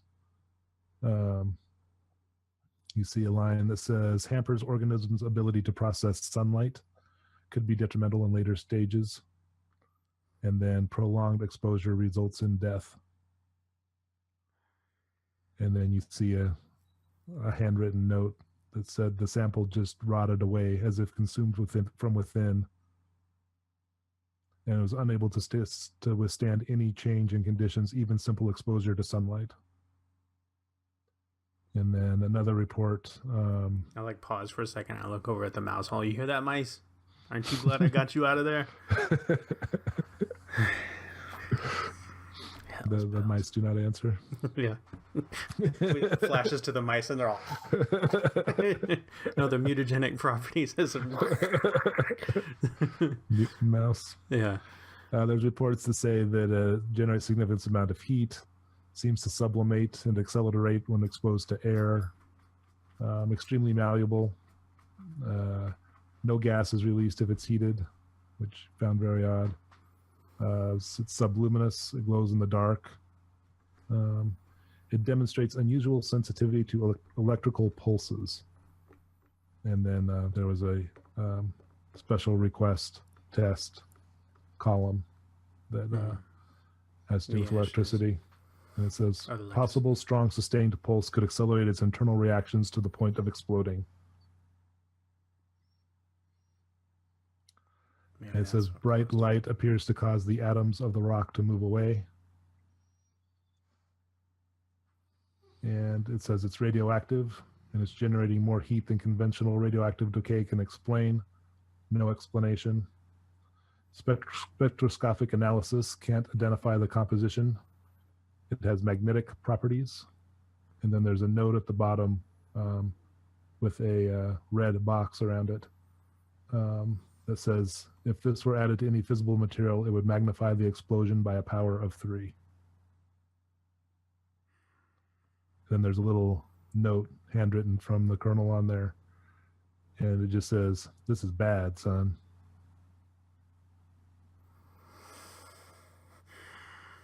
Well, I kind of leaned back a little bit in the chair and put the papers down for a second. All right. Genie's out of the bottle. Okay. I'm going to go get some heat. I'm going to go check out that power plant tonight. I'm going to put a bullet in this. Call it done. Okay. So you do manage to get some food. You do manage to get an amount of rest. At what time would you like to arrive at the power plant, and what is your approach? I'm gonna try and use stealth. I'll probably come in after dawn, after sunset, and as best I can approach with the headlights off on the car. Okay. About what time? Maybe move in like a little bit. Move in on foot as much as I can. Okay. Probably like around. See what time? I don't know what time of year is it. If it's now a time, then probably it's like summer. It's hot. So it's probably around sunset's around 8 o'clock or so. Yeah. So I'll probably show up there around 8:30, just to make sure there's no light out. So that's about roughly an hour before, right? Because I think it was 21:30 or something. It said. Yeah. So it'd be about an hour before. Yeah. All right. So. Yeah, I've got. I don't know if do I have access to a flashlight? In that amount of time, you could get a flashlight, sure. Yeah, I'll probably get a flashlight. If I get some kind of like a billy club or something like that, just as a backup. Got a tire iron in your car. There you go. Slip a tire iron in my belt loop, and then of course I got the gun. Okay. All right. So. The power plant's kind of out in a deserted area, and it's got a kind of a after hours. So most of the employees have gone home. There's probably a skeleton crew, but you haven't seen anybody. And the road kind of that you're just sort of skulking along kind of leads up to a main building and a main door, and then just kind of off in the distance you see the big power equipment kind of lined up around, but there's really only one big building. Okay. I guess that's pretty much where I'm going to go. Okay. And what do? You approach the building, or do you hide somewhere outside, or? Is there a place where I can get a good eye on the building and like the front entrance, and then like from the shadows? Yeah, there's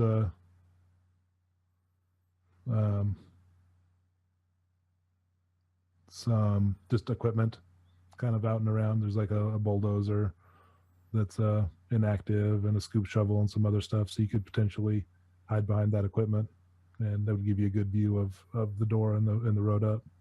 Okay, I'll do that. See if I can't see if I can get a good vantage point.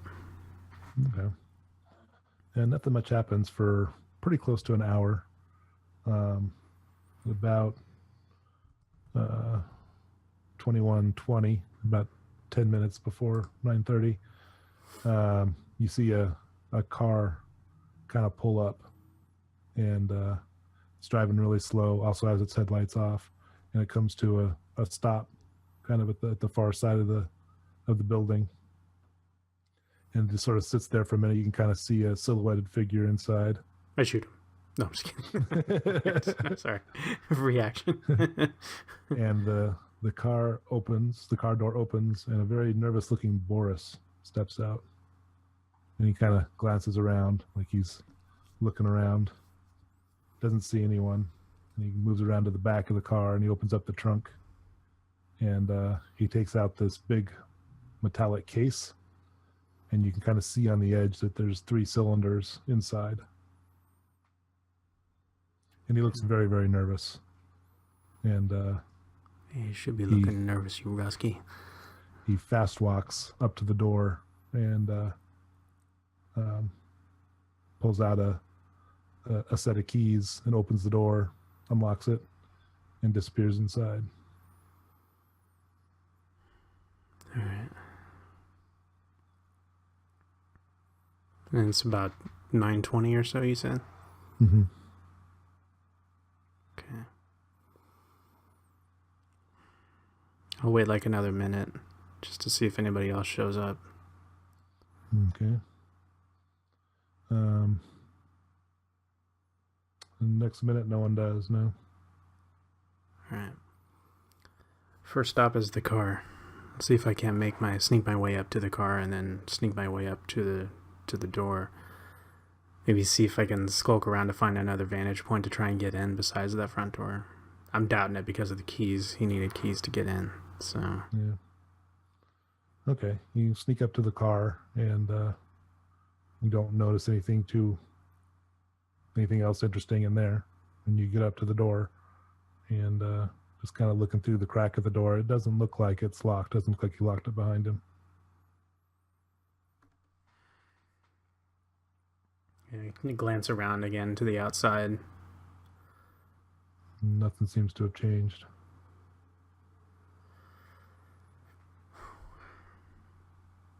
So I pull out the gun and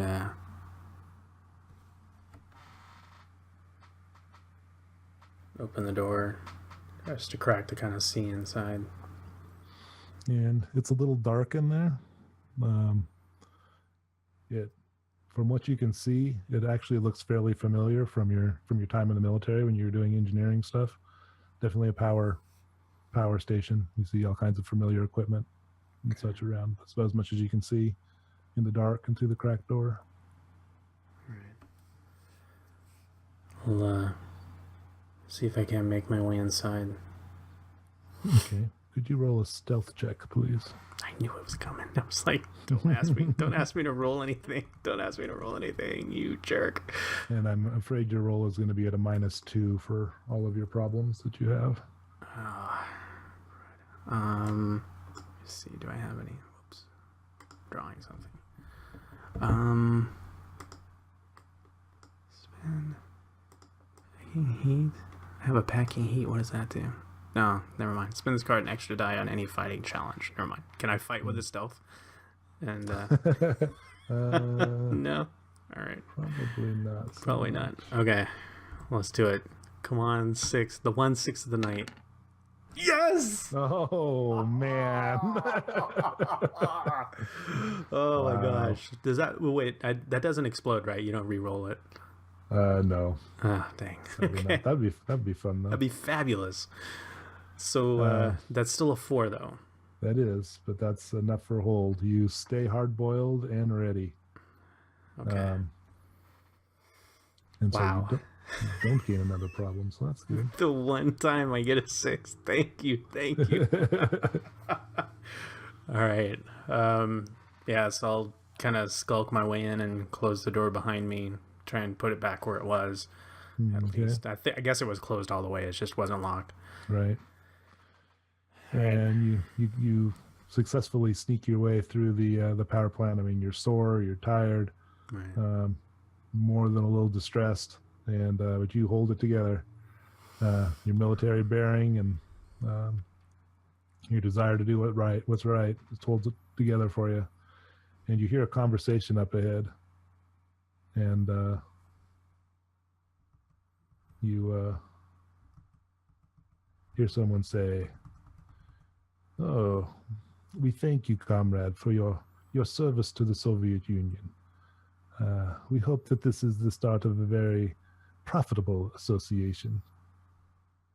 And Boris says, yeah, that's great. I care a lot about the cause. Do you have the money? And says, of course, comrade. And the other man, you really can't make out too much. He looks like he's older, and he's dressed very nice in a nice suit and a nice fedora. He pulls out a white envelope and smiles and hands it over to Boris, and Boris takes it kind of nervously and stuffs it in his jacket pocket, and then he hands over the metallic case, and then says, "Okay, we're done." It says, of course, until next time."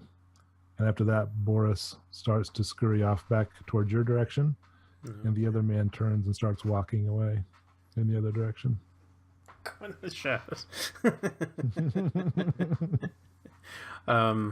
Yeah, okay, I try. Is there a place that I can hide, like let him pass me by, or? If Boris keeps going the direction that he is, he probably won't see you. Okay, I'll let him continue. He gets probably about halfway out, and then suddenly he just screams. He just looks up and he just screams like he has just seen the devil himself. And he points up at the ceiling, and you see that the other man too stops and looks up, and you see a sickly, greasy rainbow color coming through the window, and it's heading right towards the other man. Towards Boris or the other man? Towards the other man. And he pulls out a gun and starts shooting at it. Okay. Boris stops screaming and just starts running in the other direction. I'm running after Boris. Running after Boris? Yeah, I'm going to go after him. Okay. You run after him, and he hears you and turns around and... Keep moving, boy. He just freezes. Says, "You don't understand. It'll kill us all." Keep moving. Move. Outside. Says, "Okay." So I'm like moving him around and stuff like that. Get in the car. Get in the car. Hurry up. Oh, as you start moving towards the door, suddenly shots start flying past you. Says, "Dmitri, he's shooting at us." Well, yeah, because you're a traitor. Like I turn around and like pop a shot off back in the same direction. Get in the car, let's go. And I'd slam the door behind me if I can. Well, you haven't gotten outside yet. Oh, dang it! You're afraid that if you just keep running, that he's going to shoot you in the back. All right, I want to slam Boris into the wall and like sit on him while I try and take cover. So you're saying I can't make it outside without getting shot at or shot at? Yeah. Okay. And you see Dmitri running towards you, and you see the color coming after him. And so now they're both running right towards you. Oh, no. Like I'm like shooting. I'm going to take a shot at Dmitri. The whole theory of the slowest one in the group is the one that gets eaten. Because I'm not letting that thing come over here and turn me into ashes. There's no way I'm letting that happen. So I'm going to take a shot at Dmitri and try and put him down. Okay. As Dmitri is coming towards you, but you also see the full horror of this thing coming at you as well. What is that? Coming at you as well. What is that? Could you make a stability check, please? I will not. You can just feel waves of intelligence and malice and hate just coming off of the thing. Oh man. And its attention is fully on you at this point. Oh, hell's bells, no. All right, so that's a 4. Do I need to roll again? Yeah, you have 2 dice in stability. All right, here we go. All right, 6 total. 6 total.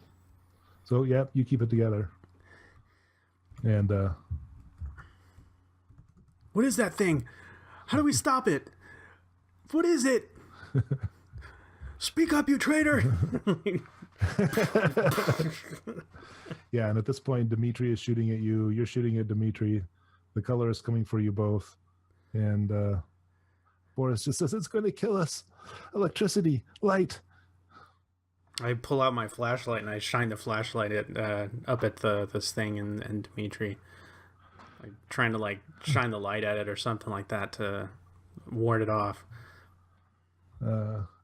He says, no, it's not enough.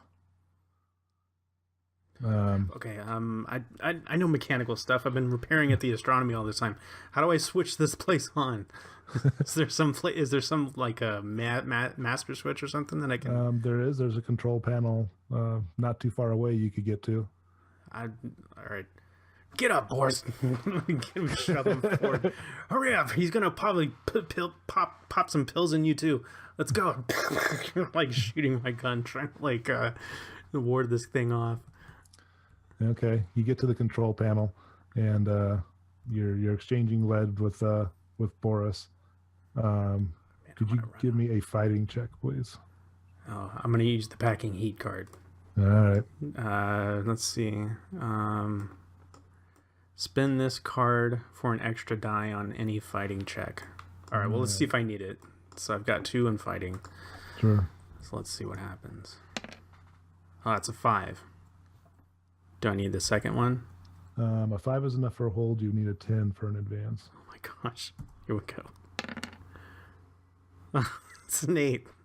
All right. I will. Yeah, I'll go ahead and I'll spend my my packing heat card. So I'm gonna flip that, move it to the side, and get an extra die. I'm not even gonna say what I need because. Oh, thank goodness. That's an 11 total. 5 plus 3 is 8. 8 plus 3 is 11. Yes. Okay.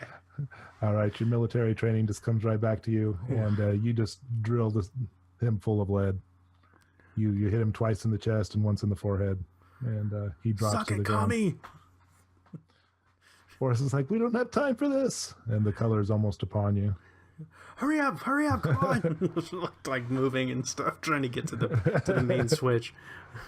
So you get there. Give me a devices check, please. Device. Which? Oh, that's right. I have 2 dice. All right. Yep. All right. Here we go. Come on. That's a 6. Ooh. Second dice. Oh, it's almost a 6. It's a 3, so 9 total. You managed to flip on the station, and there's some industrial lights up ahead that come flashing on. And you do it just perfectly that the light just covers you, and the color just kind of bounces back. I mean, it was about to just come and just envelop you, and as soon as the light hits you, it just drew back. And I think my question like switches from like what is it to like what are you? What? You just feel just this vast intelligence and this vast hate. Leave us alone. I ain't got no harm for you. But it's Leave me and mine alone. That Boris pulls out a gun. Son of a... And starts drilling you. And you have trouble seeing because there's just so much light. And he hits you and tags you in the shoulder. And you go spinning around. But at that point, the color just envelops him. It just goes on, and you can just tell there's just this sickly, terrible noise where you can tell it's just feeding on him, and he's just screaming. I'm getting out of here. I'm running for it. Run for it? Yeah. You also see the metallic case that Dimitri was holding. No. Oh, damn it. I'm going to go try and grab it and take off. I've held it together so far. Maybe I got another minute or 2. All right. You managed to grab it, and the screaming of Dimitri stops. And at this point, you've powered on like the entire station, and all the lights are coming on, and the color is just making this screeching noise, and it goes shooting up through the window, and exits. And you kind of just see it head out into the sky. I'm shot. I'm shot, man. You are. What the hell's this case? I like kick the case. I'm like, what's in it? Whole bunches of those rocks. Oh, no. Like close it up, lock it, or whatever. Is there a phone in here? You don't see one immediately. I gotta get out of here before the cops get in here. I gotta get to Melvin. All right, I'm heading out to the car. All right. You head out to the car, and you see a Boris's car. You see a black van with some men standing around it. No. I'm going back in the power plant. Hold it, son.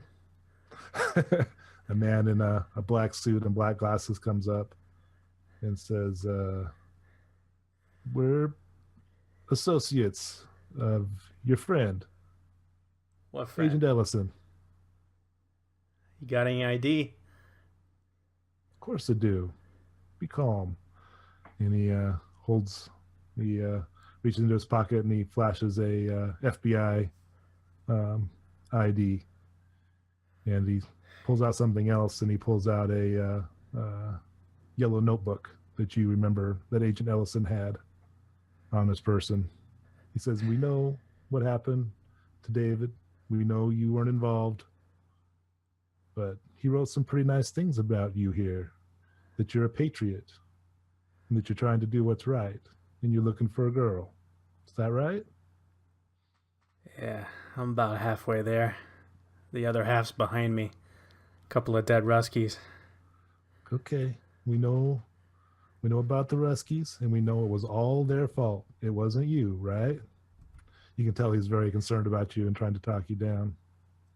I'm like trying to so I'm like kind of thinking on my what would I have, like my sense trouble. I'm like trying to figure out, I don't know, is that something I should roll, or this would be more of cop talk or I can't see behind the breakable card. But sorry, let me grab the. I just realized. So it's like, why can't you see the skill? I'm like, oh yeah, there we go. Assessed honesty. That's what it is. Okay. And all as an investigation skill, you don't need to make a check. All right. As far as you can tell, he's being honest, but he also wants something from you. Yeah. Dead Russians inside. Dead Russians inside. We will take care of that. We know you have some problems with your police officer friends. We can make that go away. But I'm going to need that case, son. We can't let that get into the wrong hands.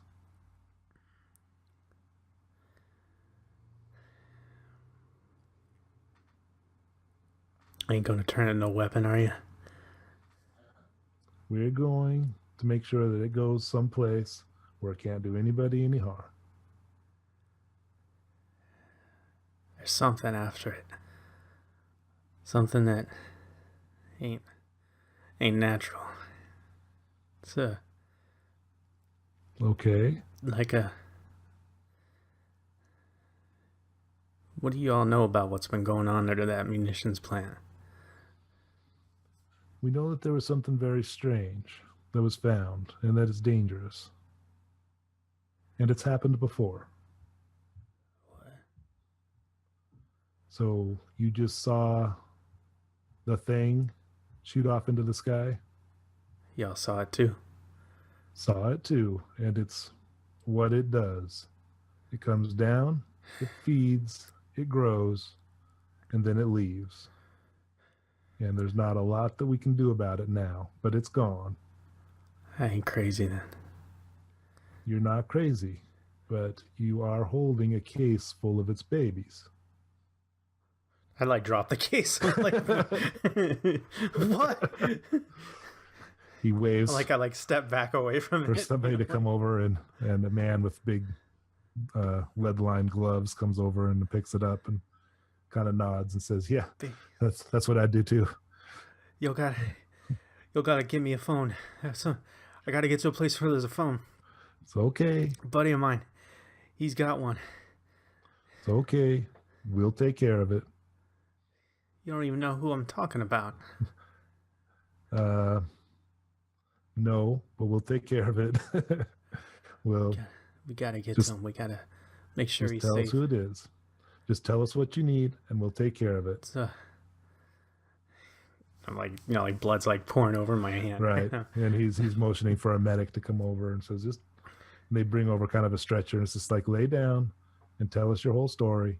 We'll take care of it all. Lynette, we'll take care of Lynette. She's not going to be hurt. We'll get her relocated. She might be sick. I don't know. It's like radiation sickness. I probably got it too. She's been fed upon, but it looks like she's going to be okay. It ain't radiation sickness? It feeds on you? It feeds on you. It's also radioactive. What kind of devil is this? We don't rightly know. What about... Look, Lieutenant Colonel Melvin. He's the one that has the other one? Melvin Hartman. He has the other one. He's... All right. We know him. He's a good man. They've been doing research on it. Him and his boys. I don't want them into no harm. You got to get that thing away from him. We'll get it away from him. Lynette, the Colonel, anything else you need? Look, your friend Ellison. We'll take care of it. We'll take care of his family. He died. And we'll take care of your police officer friends. Well, you can... We'll make sure they don't hurt you, and that loses your marked man card. Your problem goes away. Well, Ellison, he died. He tried trying to warn me. He died trying to get help. In the line of duty. With that, he kind of lays you down, and the doctor comes over and starts ripping off the shoulder of your jacket and cleaning the wound. It went through. You're going to be okay. I'm like looking over into the night sky thinking, I ain't never going to be okay. Probably not, because there's one thing that we can't take care of for you. And with that, could you draw problem 37, please? I will not. Which one is that? Hoover knows you. Oh, for Pete's sake. Well, to be honest, hang on, let me find the darn thing. Problem. The darn font on this is so tiny. Yeah. Hoover knows you. There it is. Alright, let's see what this whole jackpot is. You just caused trouble for J. Edgar Hoover, and he knows your name now for better, but more likely for worse. You just pissed off the head of the FBI. Oh, fantastic. That's just great. That's just great. And with that, the camera sort of pans up over you laying on the stretcher. The doctor's cleaning your wounds with you going, "That's just great. That's just great." And we kind of pan up out into space, into the dark star field. And just off in the distance, you can just see a little flash of color, and then it disappears.